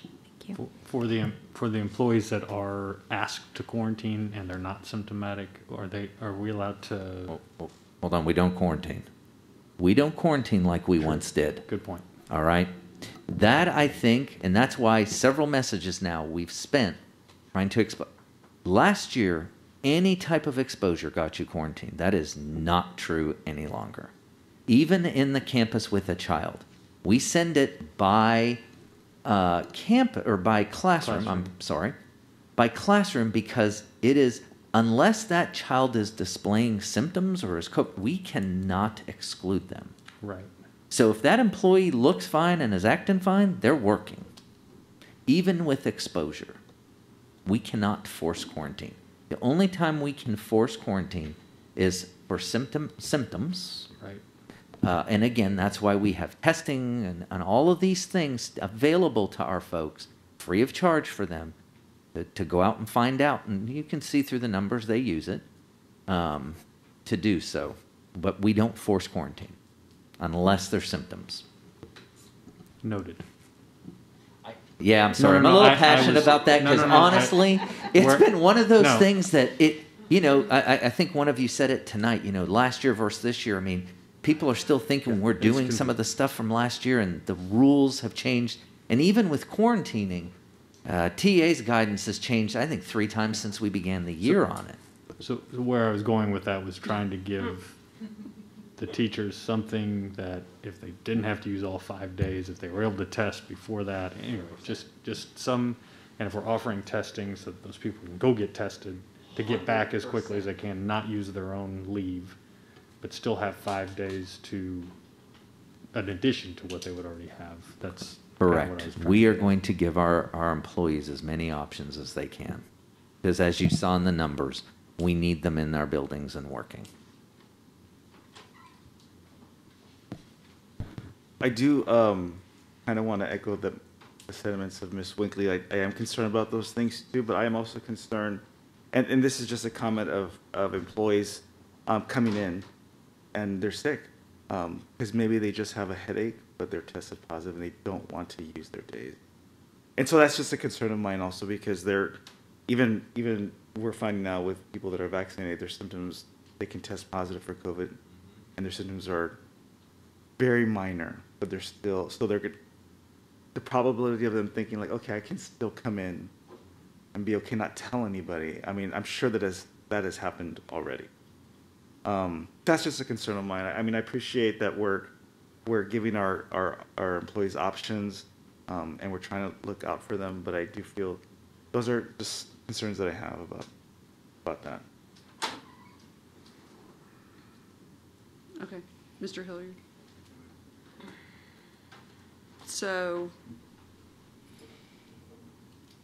do I have a motion to approve the resolution to extend paid leave for certain COVID-19 reasons? So moved. Thank you, Mr. Hilliard. Do I have a second? Second. Thank you, Mr. Byer. All those in favor say aye. Aye. Opposed? The motion carries. Thank you, Shala. Thank you. Item 3, possible action regarding the naming of the JROTC Confidence course. Mr. Jimenez. Thank you, President Grona. as y'all read in the action item, our former Director of Army Instruction, retired Colonel Robert Henson, did much really to elevate the status of the JROTC programs here in Northeast ISD. Just a few things that I want to mention. He grew participation rates in the program by 30% over his tenure. The JROTC, as you all are very much aware, the JROTC programs had much success, including some national success in many of their programs. And then he also transformed a 20-acre piece of land that was owned by the district into a training and competition venue called the Urban Confidence Course. And so we asked that the Board of Trustees approve to formally rename the Urban Confidence Course to Camp Henson. I love it. I do too. He won't. Let's just be clear. You know it, Colonel. He's not going to like it. Which is why I didn't tell him. He will not like it. But, look, and I'll just add this. If it weren't for Colonel, we wouldn't have ICSI. That man reached out, and, he always said, I don't really know what they're doing, but I know it's important, and I see its value. He was always pushing that program to do better. And so that 20 acres that was purchased years and years ago was really, I believe, for another bus terminal. And he just started, kind of, to me, it's like the Sanford and Son yard. He has just used things over time that cost almost nothing to create. I mean, he made a track there for kids to run, and then they're shooting their air rifles and things out of really nothing. In fact, he's still volunteering over there, cutting firewood and doing those types of things. I mean, he hasn't disappeared, but to me, that man deserves that something to remember him by, because he did a lot for this district. So will we build a gate that says Camp Henson? I don't know. I mean, we'll have to take a look at what we can do. Build it, couldn't he? Now we'll take a look at what kind of a sign or some way to notate that it's Camp Henson. Okay. Any comments? Are they able to be using the course right now with everything going on, the teams coming from out of state? Because Shannon and I have both been able to go over there and see it in action, and it's just absolutely wonderful. It's so incredible. But they are able to. Great. Yeah, that's great. they're using it. It's outdoors. That's the best place to be. Well, I know that, but I didn't know if the other teams were able. I don't know what other states are doing for if they were able to be visiting and stuff. And just like so you know, as I'm talking, you have not met him formally, but that is Colonel LaChance. That is Colonel Henson's replacement. Oh, so. hi, welcome. Thank you. Anything else from? All right. Do I have a motion to rename the Urban Confidence Course for Colonel Robert Henson? So moved. Thank you, Mr. Byer. Do I have a second? Second. Sorry, my mind is still open. I'll give it to you, Ms. Huey. All those in favor say aye. Aye. Opposed, the motion carries. Y'all are going to have fun when he comes over, because he's going to grouch the entire time.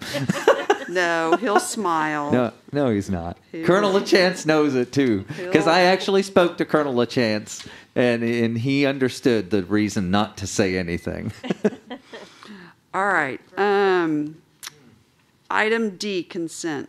1, Instruction and Campus Administration. A, School Health Advisory Council Annual Report. B, School Health Advisory Council Member Appointments. 2, Business Services. A, Bid Items. B, 50,000 Purchases. C, Budget Amendment Number 1. 3, Operations. A, Professional Service Contracts, Construction Contracts, and Related Contract Amendments supporting the 2015 Bond Program and M&O Funded Program. 4, Minutes from June, July, and August 2021. 5, End of consent. Do I have a board member wishing to pull an item from consent? Madam President, probably D1, A, and B, please. D1, A, and B. Okay. Anybody else? Do I have a motion to approve consent without D1A and D1B? So moved. Thank you, Mrs. Winkley. Do I have a second? Second. Thank you, Mr. Byer. All those in favor say aye. Aye. Opposed? The motion carries. Okay, item D1A. Great. Just a couple questions about the shack. The goals for last year is great. We saw all of them. I believed last fall, Mr. Byers, you asked about seeing the goals, but they said we'd wait till the normal time because it didn't happen. But I guess my first question, is this the normal time the shack report's given to the board? I think Okay. And the other question is, when will we, kind of in line with what Mr. Byers asked last fall, when will we as the board and the community see the goals for the current year? Not seeing it after the fact, but what we're trying to get to, is that published, posted? I mean, will we know at some point Rachel's soon? back there.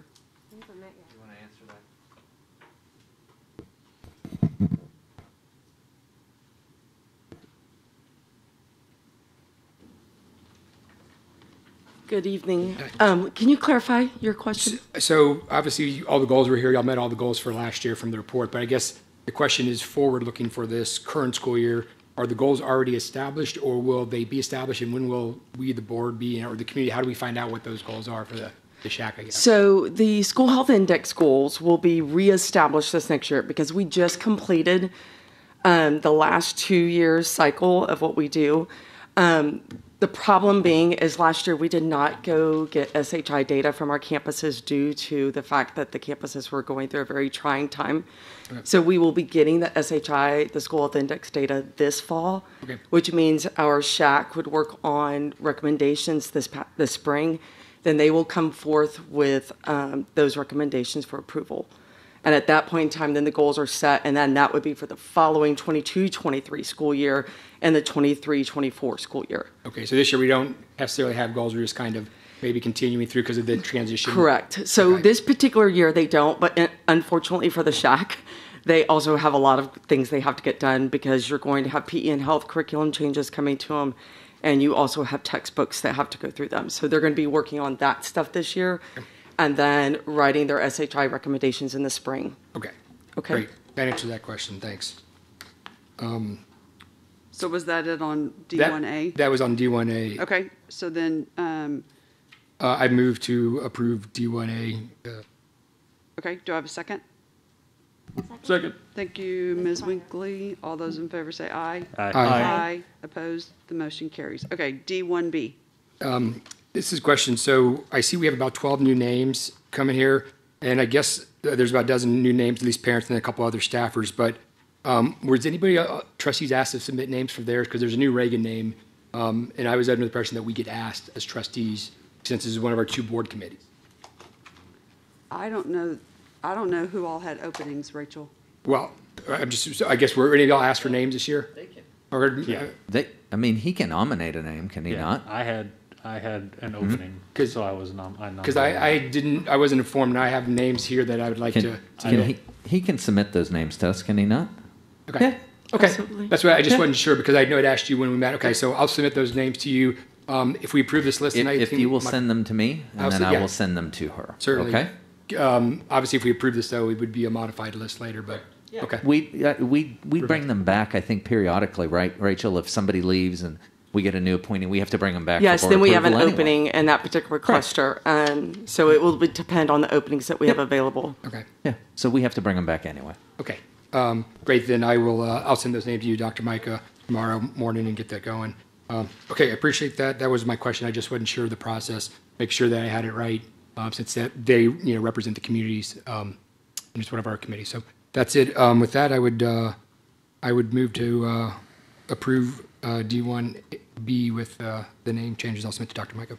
Well, yeah, I was like, I don't know that we can. Or just do D1B. What you do is you'll approve these tonight, and then what we'll do is take those names, and then we bring them back to you next month for approval. Thank you. You can't approve them If without. there's an opening. Yeah. I think there were several because I saw some new names. Yeah, we can add some folks though, I believe, or some. Rachel, talk to me about this one because I know we've discussed Well, this. I think we're limited at 50. Correct. So there is a maximum for your shack, which is 50. You have right now before you a full shack roster. If you were going to look at changing any of those, we would have to drop people off of that roster. We can look at, I believe, looking at the names that are given to us, we can look and see what were the newer names, what openings we actually had to fill, and where those names are coming from, like which clusters. because we had openings in certain clusters, not all clusters. Yeah, I think if I recall, I know I had an opening, I think Miss Williams had an opening. I don't recall the timing on when that actually happened. I just remember submitting a name sometime last year. Yes. Okay. Yeah, I haven't had an opening for a while. Okay, so I guess are then, you not wanting to approve this list then because? no, I mean, not necessarily. I just want to make sure that I can get the name changed, because I know Reagan had at least one, if not two openings from last year's list to this year's list. So I just want to make sure that we get some representation on there. So that's the reason I was going to hold it up unless we know it's going to come back with the amended. So can you send those to me? Yes, sir. All right. So are those parents Reagan parents? Yes, they're Reagan parents. No, right on this list.